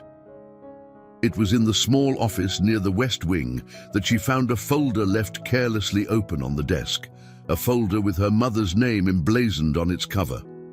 Drawn by a mix of curiosity and unease, she hesitated only briefly before opening it. Her eyes scanned the documents inside, and her heart sank. They outlined transactions, siphoning funds from one of Eleanor's smaller businesses, transfers authorized by none other than Daniel. The dates stretched back years, the amounts modest at first, but growing bolder with time. Emma felt a surge of anger, not just at Daniel's betrayal, but at the audacity of it. She clutched the folder, her hands trembling as she debated her next move. That evening, Emma confronted Daniel in the drawing room. He was alone, nursing a glass of whiskey and staring into the crackling fire, his expression unreadable. She entered without preamble, the folder clutched tightly in her hands. "Explain this," she demanded, her voice sharp. Daniel turned, his brow furrowing as he saw the folder. "What are you talking about?" Emma tossed it onto the table between them, the papers spilling out like an accusation. "You've been stealing from Mom's businesses for years." Daniel's face darkened, but he quickly schooled his expression into one of indifference. "I wouldn't call it stealing," he said coolly. "More like reallocating." "Reallocating?" Emma's voice rose. "You've been taking money behind her back, and you're pretending it's nothing." Daniel leaned back in his chair, his demeanor maddeningly calm. "Don't be so dramatic, Emma. It's not like she even noticed. Besides, I've done more for this family than you ever have." "That doesn't give you the right," Emma shot back, her voice shaking. "She trusted you, Daniel, and you've been lying to her this whole time." Daniel stood, his height imposing as he loomed over her. "Don't pretend you're some moral authority. You've spent most of your life running away from this family. At least I stayed." "To do what?" Emma countered, her anger matching his. "Bleed her dry while pretending to care." Their argument drew Sarah, who entered the room with her usual air of authority. She glanced between them, her sharp mind quickly piecing together the situation. "What's going on here?" Sarah demanded. Emma turned to her, her voice thick with emotion. "Daniel's been stealing from Mom's businesses for years." Sarah's expression froze, her lawyer's instincts kicking in. "What proof do you have?" Emma gestured to the folder. "It's all there. Transfers, dates, amounts, everything." Sarah picked up the papers, her lips pressing into a thin line as she scanned them. This is serious, Daniel. Daniel's confidence faltered for the first time. Look, it's not what it seems. I had reasons. Reasons, Sarah cut him off, her tone icy. You think there's a justification for this? If Mom finds out, she won't, Daniel interrupted, his voice hard. Not if you keep quiet. Emma's eyes widened. You think we're just going to cover for you? Daniel turned to her, his expression desperate now. If you don't, you'll blow everything up. Do you really want to add more chaos to this mess? Sarah closed the folder with a snap, her expression unreadable. This isn't just about you, Daniel. If this gets out, it could damage all of us. Emma stared at her sister in disbelief. You can't be serious. He's been stealing from Mom, and you're worried about damage control. Sarah turned to Emma, her voice calm but cold. I'm worried about protecting what's left of this family. Upstairs, Eleanor sat in her study, unaware of the confrontation unfolding below. But she wasn't blind to the signs, the raised voices, the tension that seemed to hum through the house. She glanced at Claire, who stood nearby, her expression carefully neutral. They're unraveling, Eleanor murmured. Claire hesitated before responding. And you're certain this is what you wanted? Eleanor's gaze turned distant, her mind heavy with doubt. Wanting has nothing to do with it, she said softly. It's what was necessary. The night wore on, the Hathaway estate steeped in conflict. Emma, torn between loyalty and justice, retreated to her room, the weight of her discovery pressing heavily on her.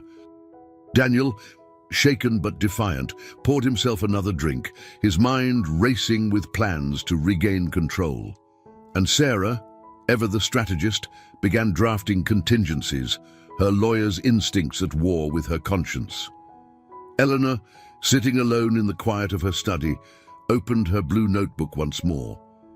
The words she wrote were measured, deliberate, each stroke of the pen a step closer to the revelation she knew was inevitable. Eleanor sat alone in the grand dining room as the morning light spilled through the tall windows. The long table, once a place for joyful family dinners, now seemed to stretch endlessly before her, a stark reminder of the chasm growing among her children.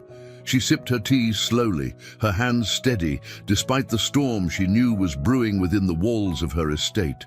Today, she had decided, was the day to act. She summoned Claire to her side with the press of a small brass bell on the table. When the nurse entered, her demeanor calm but alert, Eleanor looked up from her seat. Claire, Eleanor began, her voice quiet but firm. I need you to arrange a family meeting this evening. Everyone must attend. Sarah, Daniel, Emma, Richard, even Margaret. Claire hesitated, her brows knitting together in concern. Are you sure, Mrs. Hathaway? Things have been tense. All the more reason, Eleanor replied, her tone leaving no room for argument. It's time to address the fractures in this family and to reveal a few truths. Claire nodded, though her worry was evident. I'll make the arrangements. As the day wore on, the news of the meeting spread quickly through the household, each family member reacting in their own way. Sarah retreated to her room, poring over documents and weighing the risks of what Eleanor might say. Daniel paced the study, muttering to himself as he tried to anticipate his mother's intentions. Emma, restless and uneasy, sought solace in the garden, her thoughts a tangled web of anger and uncertainty. Even Margaret, who had maintained a careful distance, couldn't hide her curiosity about what Eleanor might have planned. By the time evening fell, the family had gathered in the drawing room. The air was heavy with anticipation, the tension so thick it seemed to stifle even the crackling of the fire in the hearth. Eleanor entered last, her cane tapping softly against the floor as Claire helped her to a seat near the head of the room. Thank you all for coming, Eleanor began, her voice steady despite her frail appearance. Her sharp gaze swept over her children and Margaret, lingering on each of them for a moment before continuing. "I've called you here because I believe it's time for clarity, for honesty." She paused, letting the weight of her words settle over the room. No one spoke, though Sarah's clenched jaw and Daniel's restless movements betrayed their unease. "For weeks, I've watched as this family has descended into chaos," Eleanor said. "Schemes, betrayals, lies, all driven by fear and greed. And while I cannot pretend to be blameless in how we've come to this point, I also cannot remain silent any longer." Emma shifted in her seat, her eyes wide with apprehension. "Mom, what are you saying?" "I'm saying," Eleanor replied, her voice firm, "that I've had enough. Enough of the deception, enough of the manipulation. It's time for the truth to come out." She turned her gaze to Daniel, her expression unyielding. "Daniel, you've been stealing from my businesses. Don't bother denying it. I've seen the evidence." Daniel's face paled, and for a moment he seemed at a loss for words. I can explain. There is no explanation that will justify what you've done," Eleanor said sharply, cutting him off. "You've betrayed not just me, but this family." Sarah, who had been silent until now, spoke up, her tone clipped. "Mother, we can handle this internally. There's no need to air all of this."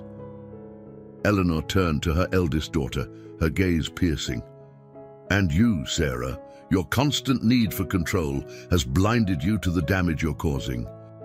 You claim to act in this family's best interests, but you've treated this house, this legacy, as if it were your personal battlefield." Sarah bristled but said nothing, her lips pressed into a thin line. Finally, Eleanor's eyes fell on Emma. Her tone softened, though her words still carried weight. "Emma, of all my children, you've shown me glimpses of what this family could be. But even you have struggled to find your place, to stand firm against the tide." Emma's eyes filled with tears, though she held Eleanor's gaze. "I'm trying, Mom. I really am." Eleanor nodded, her expression softening further. "I know, my dear, and that's why I still have hope." The room fell silent once more as Eleanor took a deep breath, gathering her strength for what she knew was the hardest part.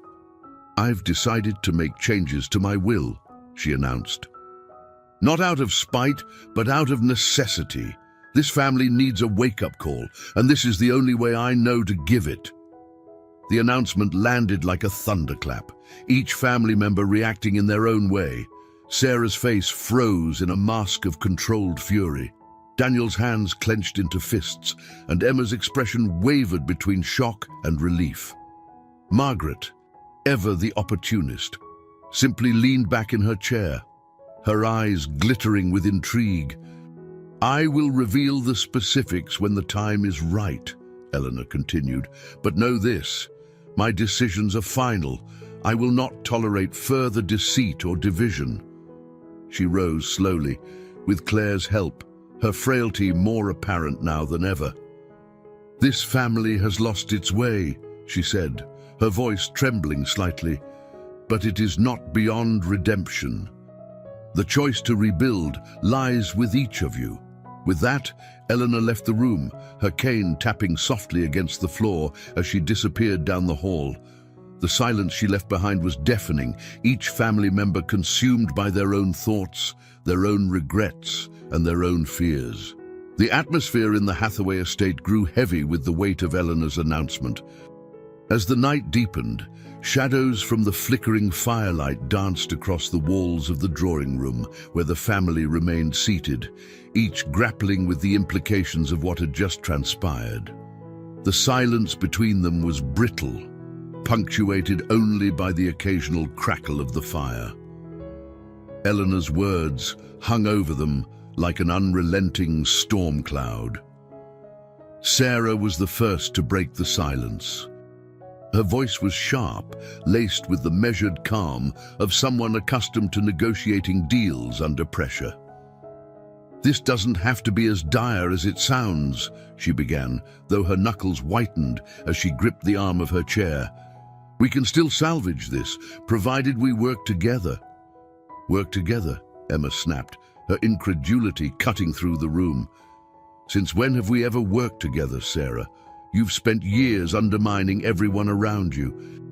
Daniel's been stealing, and Margaret—" Emma gestured toward their cousin, who sat smugly in the corner, her expression unreadable. "Well, I don't even know why she's here." Margaret raised an eyebrow, her tone syrupy as she replied, "I'm here, dear Emma, because family matters. I'm sorry if that offends your sensibilities."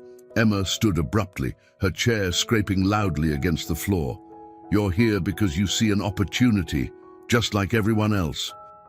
Don't pretend you care about anything other than yourself." "Enough!" Sarah snapped, her voice ringing with authority. "Fighting among ourselves will only make things worse. We need to stay focused." "Focused on what?" Daniel cut in, his words slurred slightly from the whiskey he hadn't stopped drinking since the announcement. "Sarah, you're not fooling anyone. You just want control. Always have. And you," he said, pointing at Emma, "act like you're above it all, but you've been waiting for your chance too." Emma's eyes narrowed. "My chance? Chance for what, Daniel?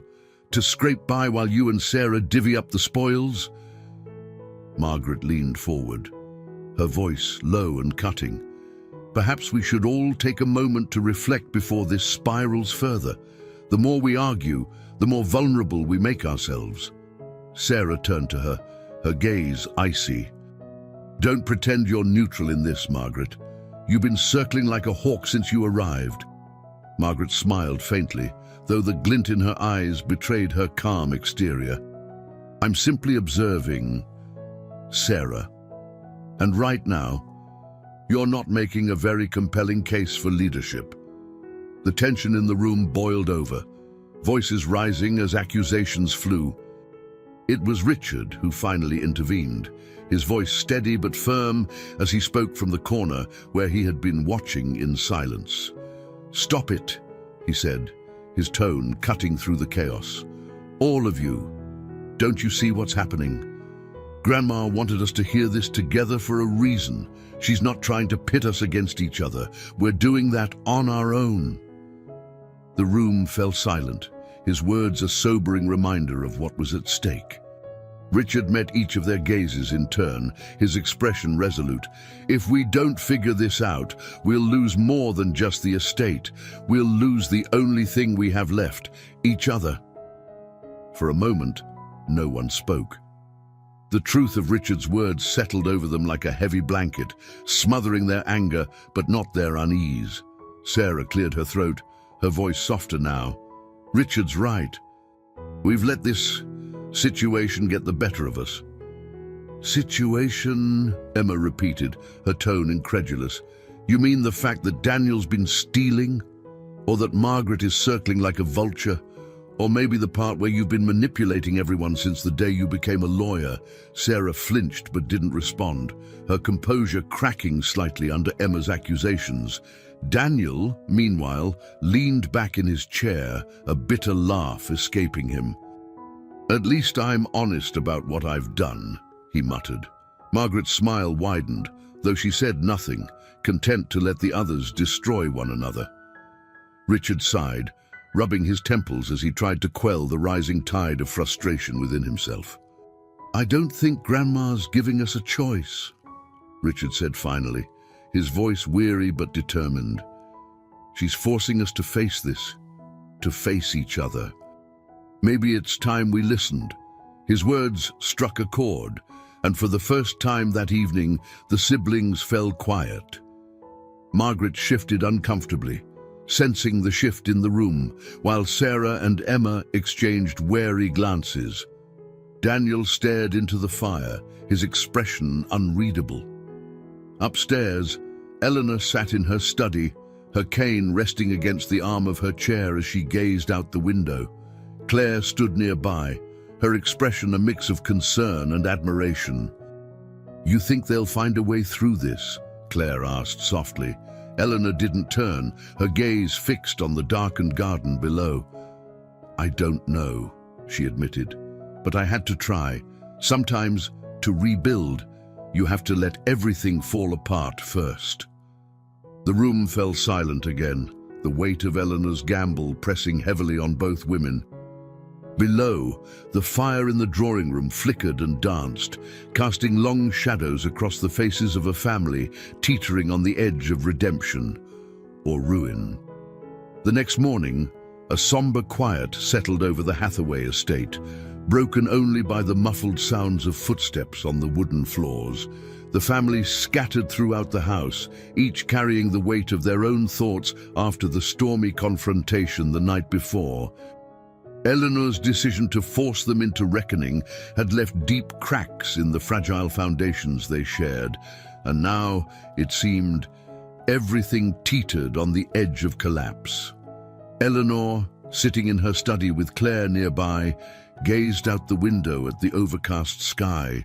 The garden below, once her sanctuary, seemed lifeless, its vibrant colors dulled by the gray morning light.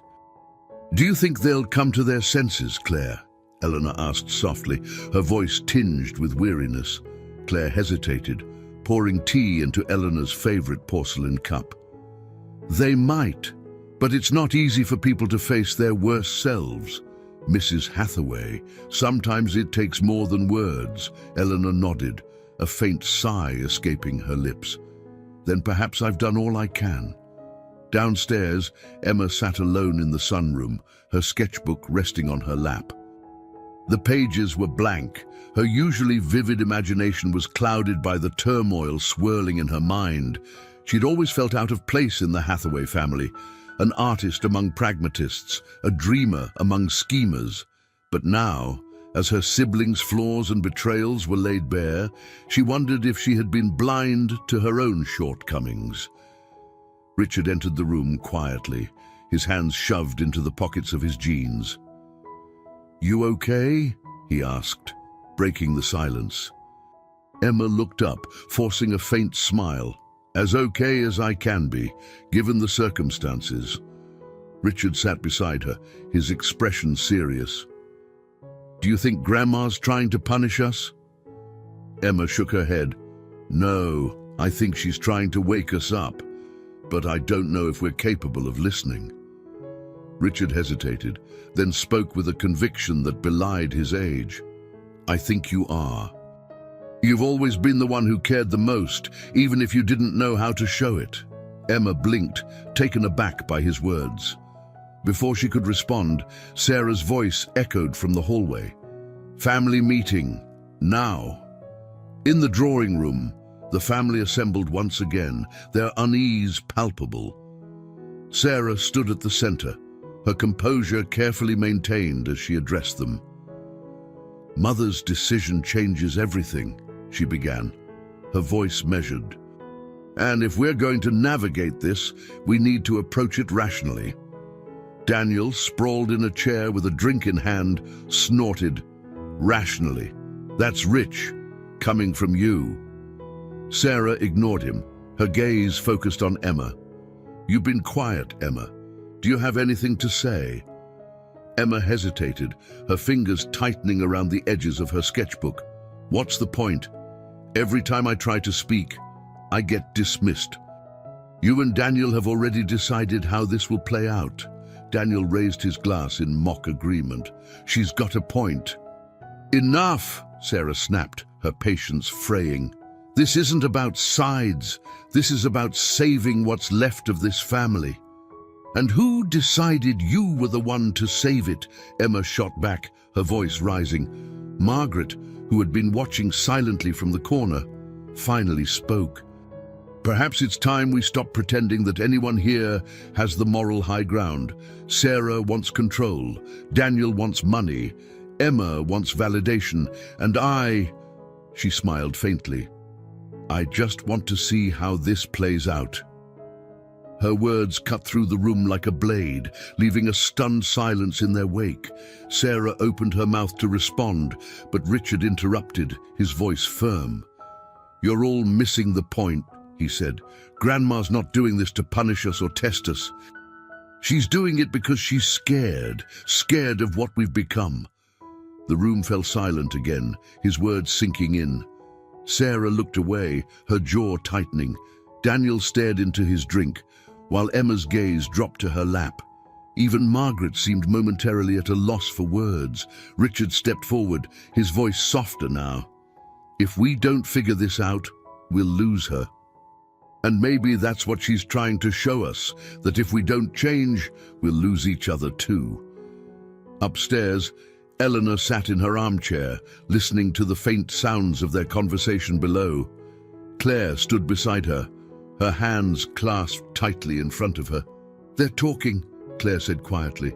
"That's a start." Eleanor nodded, her gaze distant. "Talking isn't enough. They need to truly see what's at stake." "What will you do if they don't?" Claire asked gently. Eleanor didn't answer immediately. When she spoke, her voice was soft but resolute. "Then I'll have to show them." The weight of her words lingered as she leaned back in her chair, her mind racing with the realization that the time for subtlety had passed. If her children couldn't rise above their worst instincts, she would force them to confront the consequences of their choices, even if it meant risking everything she had worked so hard to build. The tension in the Hathaway estate reached an unbearable crescendo as the family descended into another evening of terse silences and strained glances. Eleanor, secluded in her study, weighed her next move with the precision of a general preparing for battle. The stakes were higher now. Her children's fractures ran deeper than she had anticipated. A devastating sacrifice would be necessary to force them to confront not only each other but themselves. That night, Eleanor called Claire into the study. The loyal nurse, her face lined with concern, sat opposite Eleanor, awaiting the matriarch's instructions. "It's time, Claire," Eleanor said softly, her voice carrying a solemn weight. "The truth must come out." Claire hesitated, her hands folding tightly in her lap. "Are you sure, Mrs. Hathaway? Once this is done, there's no going back." Eleanor met Claire's gaze, her own steady despite the turmoil inside her. This family needs to see what it has become. If they cannot rebuild from the ashes, then it was never a family to begin with. The following morning, the family was summoned to the drawing room. The siblings entered one by one, their faces etched with suspicion and fatigue. Margaret, as always, hung back near the door, her expression carefully neutral. Richard lingered in the corner, his presence steady but uncertain. Eleanor was already seated in her usual spot, the blue notebook resting on the small table beside her. The fire crackled in the hearth, casting flickering shadows across the room. Once everyone had gathered, Eleanor began to speak. "I've called you here because there's something you all need to hear," she said, her tone calm but commanding. "For years, I have watched this family crumble under the weight of its own ambition and resentment. And now, it seems, we have reached a breaking point." She gestured to Claire, who stepped forward with a bundle of papers in her hands. "Claire has been helping me document the actions and decisions of each of you. What you're about to hear is not my judgment, it is simply the truth."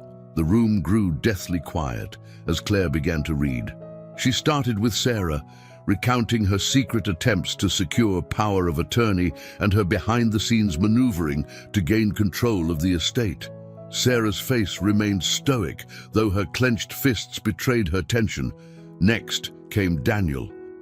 The documents revealed the extent of his theft from Eleanor's businesses, each transaction laid bare for the family to see. Daniel shifted uncomfortably, his usual bravado replaced by a sullen silence. When it was Emma's turn, Claire hesitated. Eleanor nodded for her to continue. The revelations about Emma were less damning but no less impactful. Her years of absence, her unwillingness to engage with the family, and the ways in which she had distanced herself from the very people who needed her most. Emma's face flushed with shame, tears pooling in her eyes. Finally, Claire turned to Margaret.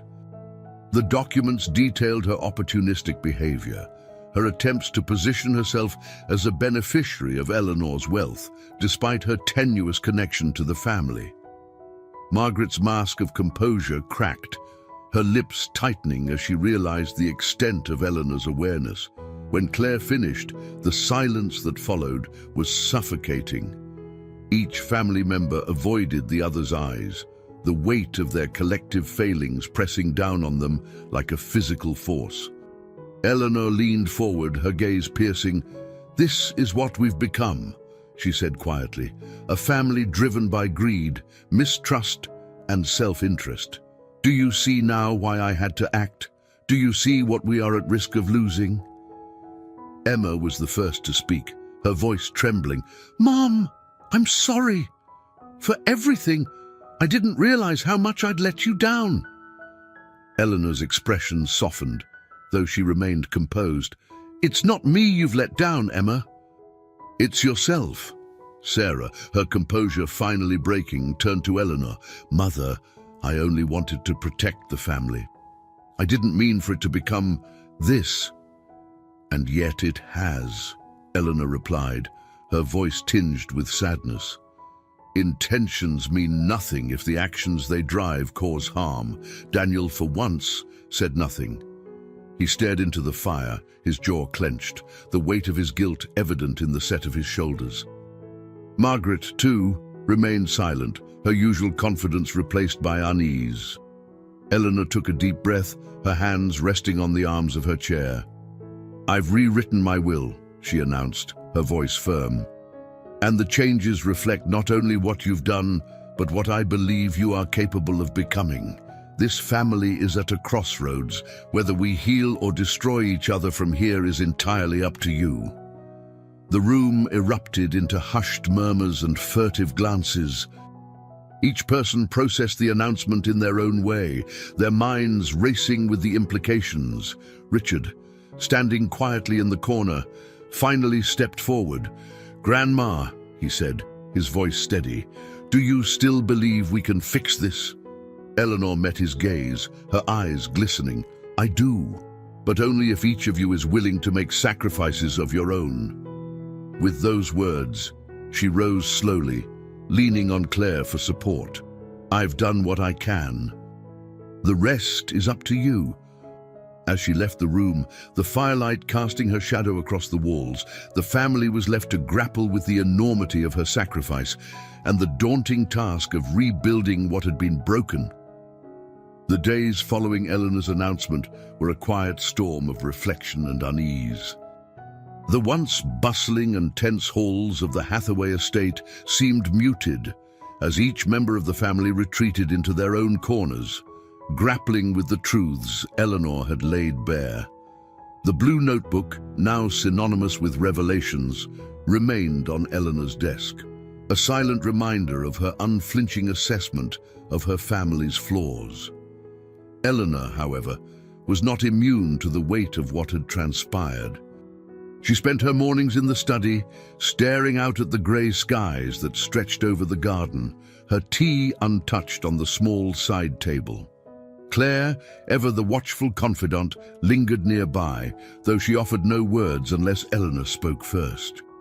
It was in one such moment of solitude that Emma found her. Her presence was hesitant, her movements quieter than usual as she stepped into the room. Eleanor turned at the sound of the door, her sharp gaze softening slightly at the sight of her youngest daughter. "Emma," she said, her voice low but steady, "what brings you here?" Emma crossed the room slowly, her hands clasped tightly in front of her. I needed to talk to you." Eleanor gestured to the chair opposite her, and Emma sat, her posture tense as if bracing for a reprimand. But Eleanor said nothing, waiting for her daughter to speak. "I've been thinking," Emma began, her voice trembling slightly, "about what you said, about all of us, about me."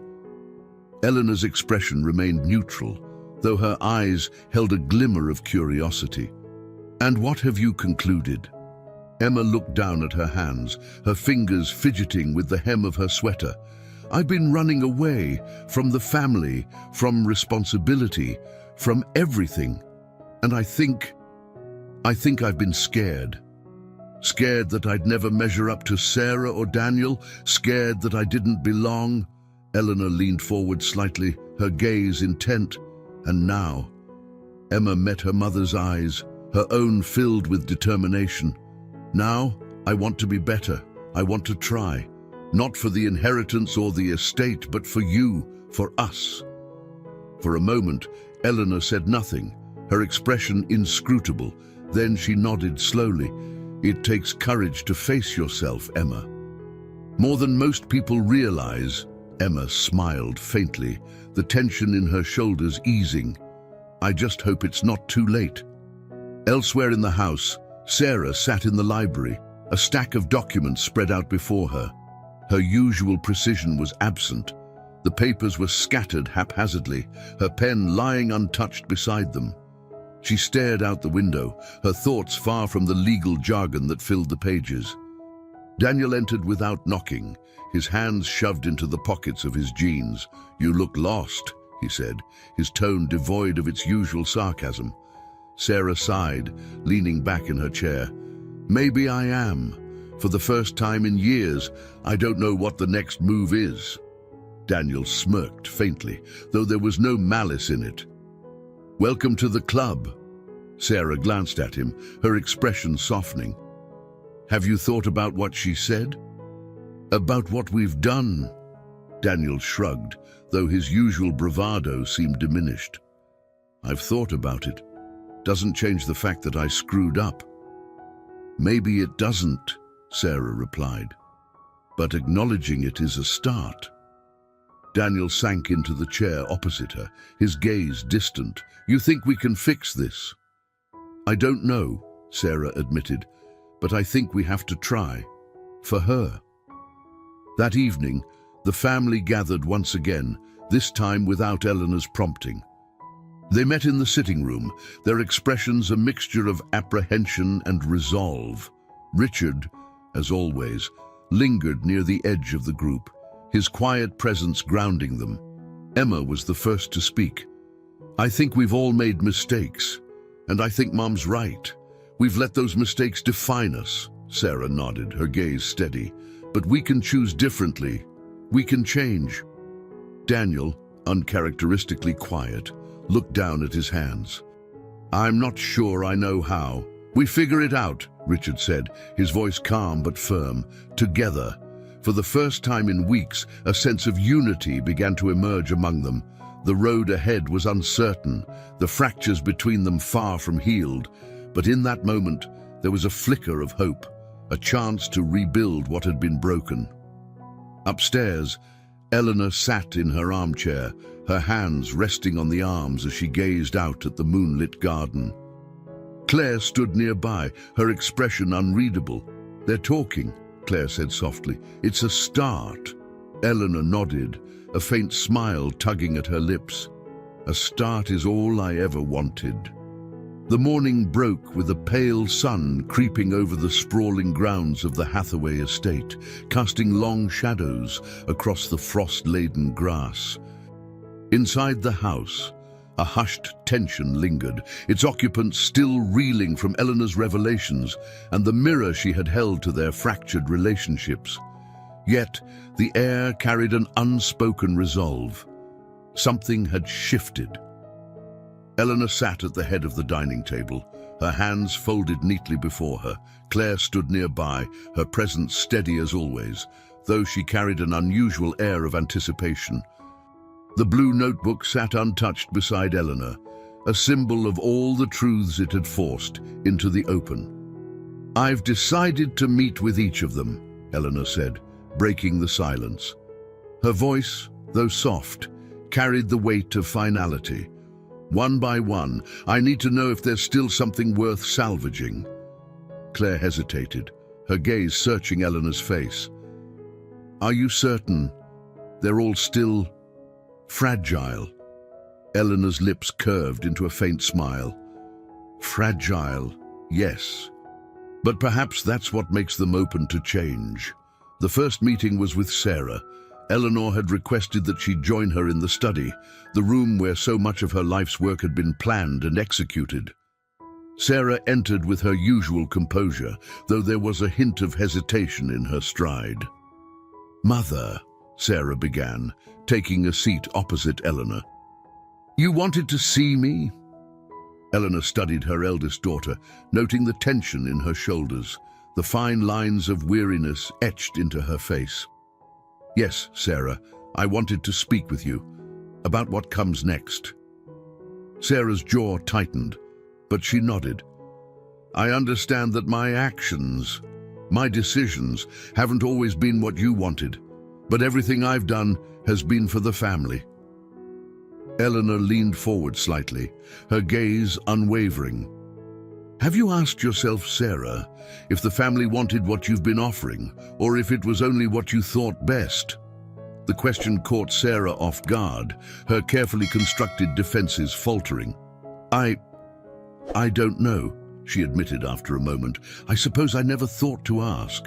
Eleanor's expression softened, though her voice remained firm. "Sarah, your intelligence, your strength, they are assets this family needs.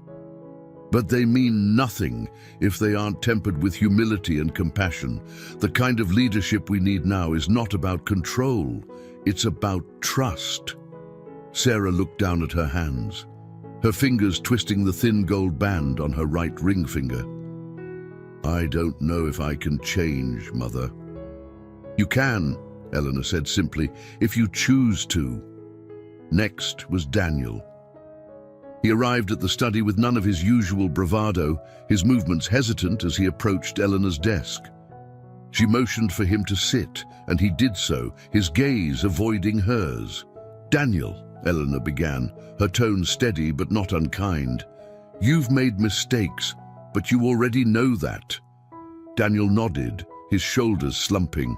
"I've been a screw-up my whole life, Mom. I've taken more than I deserve, hurt more than I meant to. I don't know how to fix it." Eleanor's gaze softened, though her voice carried a quiet resolve. "The first step is always the hardest, Daniel. Acknowledge what you've done, not just to me, but to your siblings, and then decide if you want to be better." Daniel's eyes met hers, and for the first time, she saw a flicker of something she hadn't seen in years: sincerity. "I do," he said. "I want to try." Emma came last, her steps light but uncertain as she entered the room. Eleanor smiled faintly at the sight of her youngest daughter, gesturing for her to sit.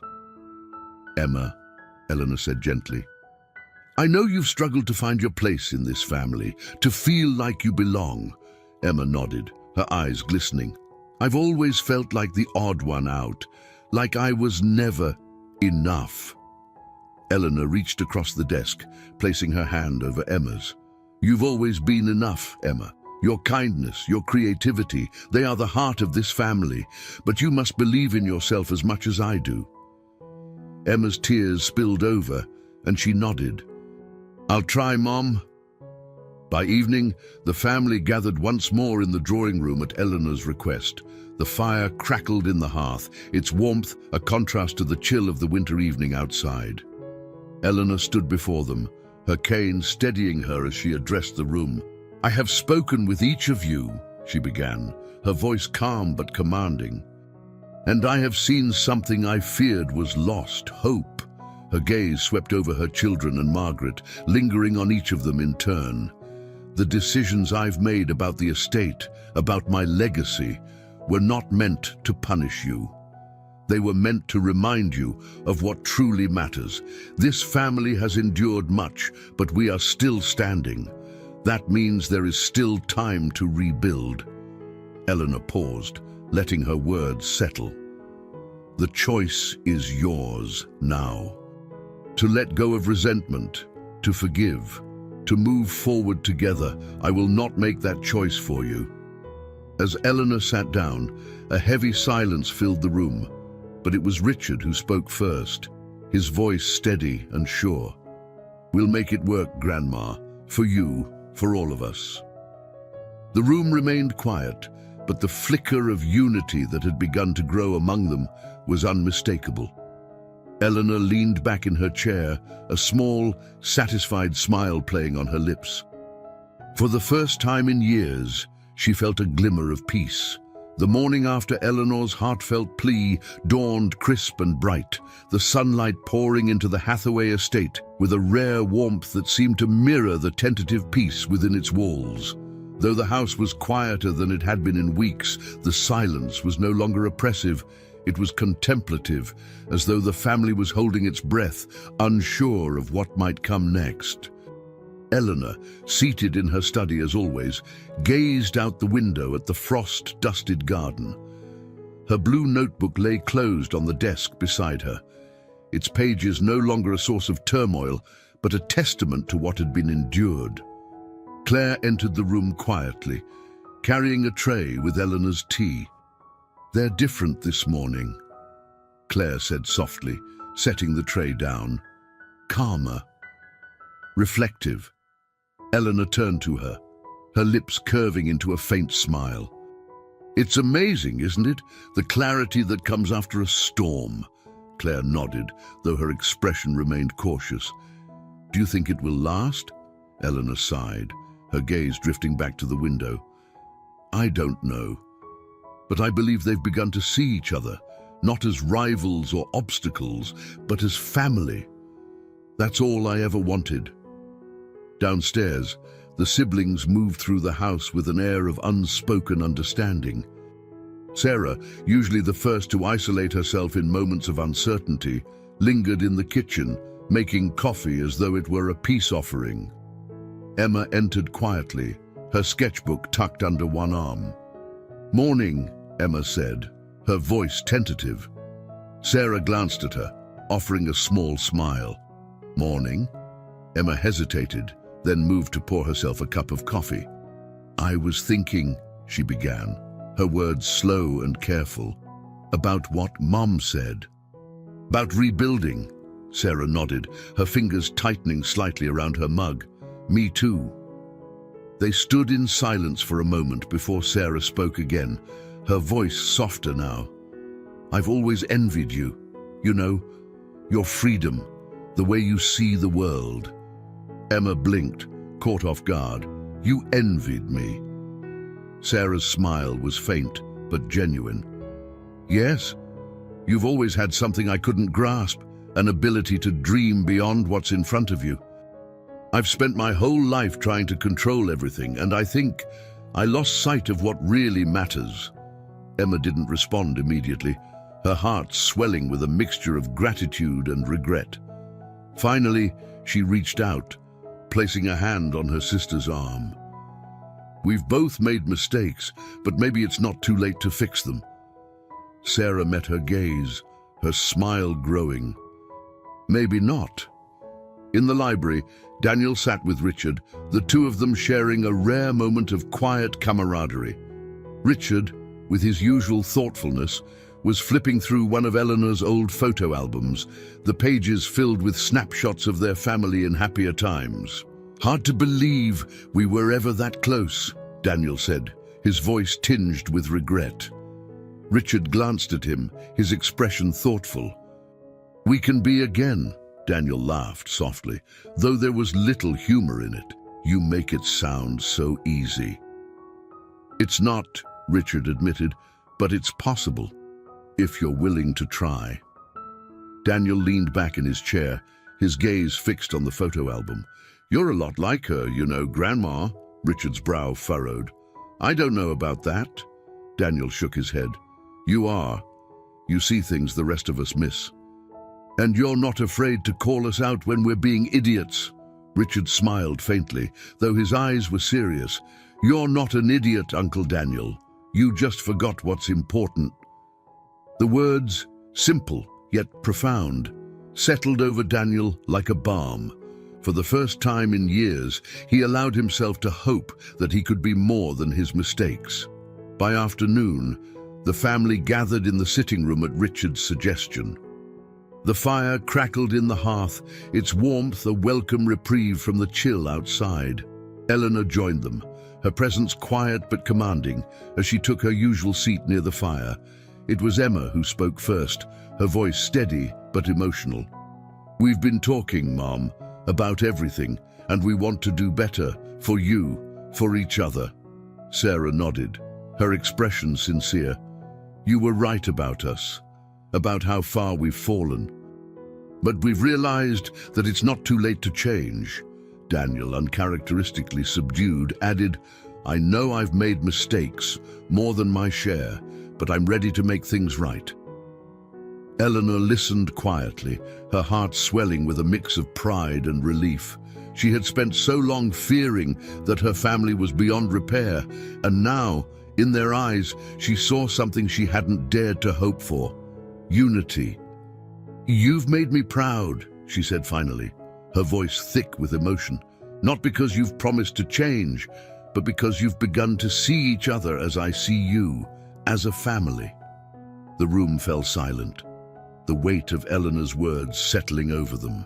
It was a moment of quiet triumph, a testament to the strength they had found in their shared vulnerability. As the afternoon faded into evening, the Hathaway family lingered together, their conversation turning from heavy to light, their laughter filling the house for the first time in years. Upstairs, the blue notebook sat forgotten on Eleanor's desk, its purpose fulfilled. For now, there was no need for reminders or revelations. There was only the hope of a new beginning. The days that followed felt like a quiet exhalation for the Hathaway family. The oppressive tension that had hung over the estate for weeks seemed to dissipate, replaced by a cautious sense of calm. Each member of the family began to carve out moments of reflection, and with those moments came tentative steps toward healing. Eleanor, ever the matriarch, found herself unexpectedly lighter. For the first time in years, the burden of her family's fractures did not weigh so heavily on her shoulders. She moved through the house with a renewed grace, her cane tapping softly on the hardwood floors as she visited each corner of the estate that held memories of a time when things had been simpler. One morning, she sat in the garden, wrapped in a thick shawl, the frost melting under the pale winter sun. Claire brought her tea and a stack of envelopes, each addressed in Eleanor's elegant handwriting. "These are ready," Eleanor said, handing them to Claire. "Make sure they're delivered when the time is right." Claire hesitated, her fingers brushing over the smooth paper. "Are you sure they'll understand?" Eleanor smiled faintly. "They may not understand immediately, but they will, in time." Meanwhile, the siblings began to navigate their new dynamic. Sarah, ever the planner, took it upon herself to organize the details of Eleanor's affairs, though this time she made an effort to involve her siblings. She called a meeting in the study, laying out documents and notes in neat stacks on the desk. "We need to review these together," Sarah said, her tone softer than usual. "Mom wants us all to be on the same page." Daniel raised an eyebrow but refrained from his usual sarcasm. "You're asking for our input," Sarah sighed, glancing at Emma, who had taken a seat near the window. "Yes. This isn't something I can or should do alone." Emma smiled faintly, her hands resting on her sketchbook. "It's a start." The three of them worked together in a way that felt tentative but genuine. Daniel, though not well versed in legalities, offered insights about the practical aspects of the estate. Emma, with her artist's eye, contributed ideas for how to preserve the character of the house and grounds. And Sarah, for once, listened without asserting control. Richard found himself acting as a bridge between generations, his quiet wisdom a balm to his bickering family. He spent much of his time with Eleanor, their conversations meandering through memories and plans for the future. One afternoon, he found her in the library, flipping through an old journal. "Grandma," he said, sitting beside her, "do you really think they can do it? Fix things?" Eleanor closed the journal, her fingers tracing its worn cover. "They already are," It's not perfect and it never will be, but they're trying. That's more than I dared hope for." Richard smiled. "You've done more for this family than anyone could have. I just hope they see that." Eleanor reached over, placing a hand on his. "They will, Richard. And when they do, it will be because of you." As the days passed, the family found themselves gravitating toward one another in small but meaningful ways. Emma invited Sarah to join her in the garden one morning, offering her a sketch pad and some charcoals. "I thought it might help to take a break," Emma said, her voice tentative. Sarah hesitated, but the sight of Emma's earnest expression softened her. She took the sketch pad and sat beside her sister, their quiet companionship a balm neither had realized they needed. In the evenings, Daniel joined Richard in the sitting room, where they pored over photo albums and shared stories of Eleanor's younger years. The laughter that echoed through the halls was a stark contrast to the arguments that had once dominated the house. Eleanor observed these changes with quiet satisfaction, though she remained cautious. She knew how fragile reconciliation could be, how easily old wounds could reopen. But for now, she allowed herself to bask in the small victories, the flickers of unity that hinted at a brighter future. One evening, as the family gathered around the dining table for the first shared meal in years, Eleanor raised her glass. Her voice, though soft, carried the weight of her emotions. "To family," she said simply. The others raised their glasses, their expressions a mixture of gratitude and determination. For the first time, they were not just individuals bound by blood, they were a family striving to be whole. As the evening stretched on, Eleanor excused herself, retreating to her study with Claire's help. Once there, she opened the blue notebook and added a final entry, her pen moving with deliberate strokes. "When all seemed lost, I chose to believe. And in that belief, I found a family worth fighting for." She closed the notebook, a contented smile playing on her lips. For the first time in years, Eleanor Hathaway felt at peace. The Hathaway estate settled into a quiet rhythm that hadn't been felt in years. Days unfolded with a new harmony, tentative but sincere, as the family slowly adjusted to the fragile peace they had begun to build. The scars of past conflicts lingered, visible in stolen glances and occasional hesitations, but beneath those scars was a shared resolve to move forward.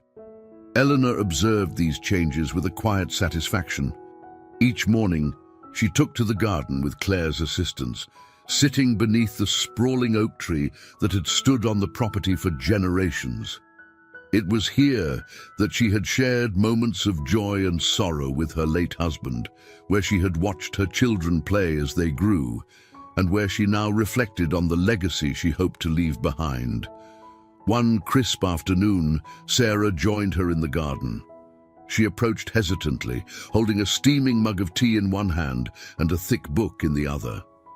Eleanor looked up, her eyes softening at the sight of her eldest daughter. "May I sit with you?" Sarah asked. Eleanor gestured to the seat beside her. "Of course." They sat in comfortable silence for a while, the faint rustle of leaves and the distant chirping of birds filling the air. Finally, Sarah spoke, her voice steady but tinged with vulnerability. "Mother, I wanted to thank you," she began, "for everything, for not giving up on us, even when we gave you every reason to." Eleanor smiled faintly, her gaze drifting to the horizon. "A mother's love is a stubborn thing, Sarah. It refuses to yield even in the face of disappointment." Sarah nodded, her throat tightening.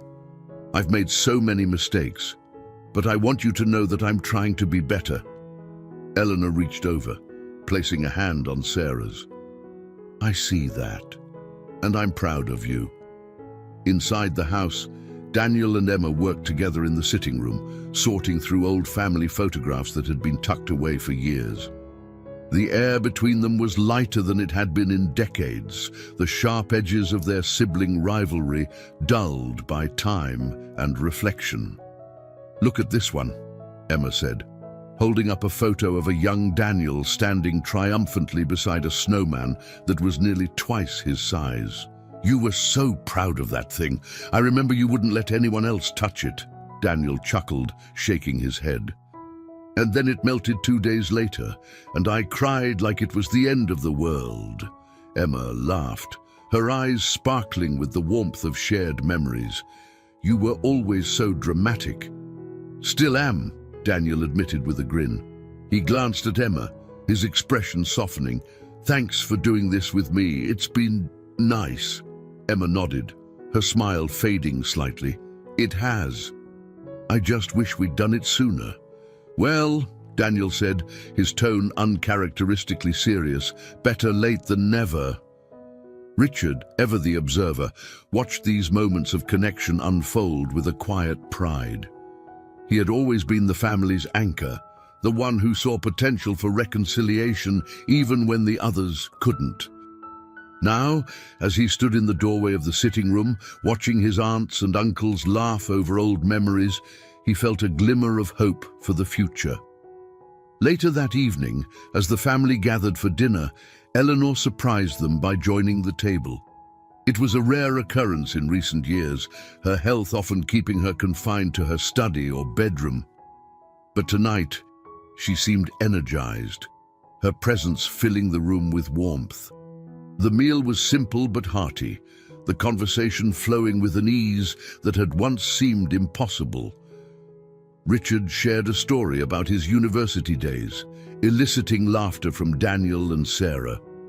Emma spoke about her plans to create a series of paintings inspired by the estate, her excitement contagious. Even Margaret, who had kept a lower profile in recent weeks, joined in, her usual sharpness tempered by a newfound humility. As the meal drew to a close, Eleanor raised her glass, her voice steady and clear despite her frailty. "To this family," she said, "may we continue to grow, to forgive, and to cherish the time we have together." The others echoed her toast, their voices blending in a chorus of shared commitment. For the first time in years, the Hathaway family felt like a family again. Not perfect, not free from flaws, but bound by something stronger than their differences. That night, as the house grew quiet, Eleanor sat in her study, her blue notebook open on the desk before her. She added a final note to the page she had started weeks ago, her pen moving with deliberate strokes. "Reconciliation is not a single moment, but a series of choices, each one a step toward healing. I see now that love, though often tested, is the most enduring legacy of all." She closed the notebook, her heart lighter than it had been in years. For the first time in a long while, Eleanor allowed herself to rest, knowing that the family she had fought so hard to save was beginning to find its way. The Hathaway estate, once fraught with silence and discord, now hummed with a quiet vitality. The days passed in a slow, deliberate rhythm, each member of the family finding their place in this new era of cautious peace. The old wounds, though not entirely healed, had begun to scar over, their pain dulled by the steady salve of understanding and shared effort. It was during one of Eleanor's quieter afternoons that she stumbled upon a discovery that would deepen her perspective on the family she had fought so fiercely to save. She had taken to exploring the less frequented corners of the house, wandering through rooms that had long been sealed from daily use. It was in the attic, beneath a dusty sheet, that she found an old wooden chest. The chest was unassuming, its brass lock tarnished with age. But Eleanor's breath caught as she knelt before it. She recognized it immediately. It had belonged to her late husband, Arthur. Her hands, though no longer as steady as they once were, worked the lock free with a quiet determination. As the lid creaked open, a faint scent of cedar and thyme wafted out. Inside, nestled among yellowed papers and faded photographs, was a journal. Eleanor lifted it carefully, her fingers brushing over the leather cover. She had never known Arthur to keep a journal, and the thought of glimpsing his private reflections both excited and unsettled her. Settling into a nearby chair, she opened the journal, the brittle pages crackling softly as she turned them. Arthur's handwriting greeted her, a familiar scrawl that brought a lump to her throat. The entries were dated decades earlier, chronicling a time when their children were young and their lives had seemed full of endless potential. Eleanor read in silence, her heart tightening as she absorbed Arthur's words. He wrote of his hopes and fears for the family, his quiet struggles to balance his role as a father and husband with the demands of the estate. But it was his reflections on their children that struck Eleanor most deeply. "Sarah," one entry began, "has her mother's brilliance and her father's stubbornness. I see in her a fierce determination that will serve her well, though I fear it may also isolate her. I pray she learns the value of softness before it is too late." Another entry spoke of Daniel. "Our son has a heart that yearns for greatness, but he is blinded by his own ambition. He longs for my approval, though I suspect he does not know it. How can I show him that he is enough as he is?" And finally, there was Emma, our youngest, our dreamer. She moves through life with a lightness that I envy, though I worry it will leave her unmoored. She is our wildflower, beautiful and untamed, but fragile in the face of storms. Eleanor's vision blurred as she read on, her husband's words a mirror to her own fears and hopes. He had seen the same cracks in their family that she had, even then. Yet his love for them all was unmistakable, woven into every line. Near the back of the journal, an entry caught her attention. It was dated just a few months before Arthur's passing. "I wonder if Eleanor sees it," he had written. "The burden she carries is heavier than any one person should bear. She loves this family fiercely, but I fear she does not see how much they love her in return. I hope, in time, she will." Eleanor closed the journal, her hands trembling as she clutched it to her chest. Arthur's words were a revelation, a reminder of the quiet strength they had shared and the enduring legacy of love they had built together. That evening, Eleanor gathered her family in the study. She held the journal in her lap as they took their seats, their expressions curious but expectant. "I found something today," Eleanor began, her voice steady despite the emotions swelling within her. "Something that belongs to all of us." She opened the journal, reading aloud passages that spoke to each of them. Sarah listened intently, her eyes glistening as she heard her father's hopes for her. Daniel shifted in his seat, his usual bravado replaced by a quiet introspection. Emma smiled faintly, her hand resting over her heart. When Eleanor finished, she looked up, her gaze sweeping over her children and Richard. "Your father saw each of you for who you were, not just for your strengths, but for your struggles. He loved you, not in spite of your flaws, but because of them." The room was silent, the weight of Arthur's words settling over them like a gentle snowfall. Sarah reached for the journal, her fingers brushing over the worn cover. "I wish I could have heard this from him," she said softly. "You're hearing it now," Eleanor replied, "and perhaps that's enough." Emma leaned forward, her voice trembling. "Mom, do you think Dad would be proud of us, of how far we've come?" Eleanor's smile was soft, but certain. "I think he would be proud of the effort you're making. And I think he would remind you that love is not about perfection, it's about persistence." As the family lingered in the study, passing the journal among themselves, the walls of the estate seemed to exhale a long-held breath. The weight of the past had not vanished, but it had been reframed, its pain softened by the recognition of enduring love. For Eleanor, the discovery of Arthur's journal was more than a gift. It was a bridge, connecting the fractured present to the hopeful future she had fought to create. And for the first time, she allowed herself to believe that her family might truly find their way. The morning of Eleanor Hathaway's 84th birthday dawned crisp and golden, the first rays of sunlight streaming through the grand windows of the estate. A fresh snowfall blanketed the grounds, muffling the usual sounds of the countryside and creating a sense of stillness that felt almost reverent. Inside the house, a quiet flurry of activity unfolded as the family prepared for a celebration that felt more meaningful than any in recent years. It was Richard who had suggested a gathering to honor Eleanor, his voice steady and persuasive as he reminded his family of the strides they had made together. "We owe this to her," he had said, "not just because she's our mother or grandmother, but because she's the reason we've found our way back to each other."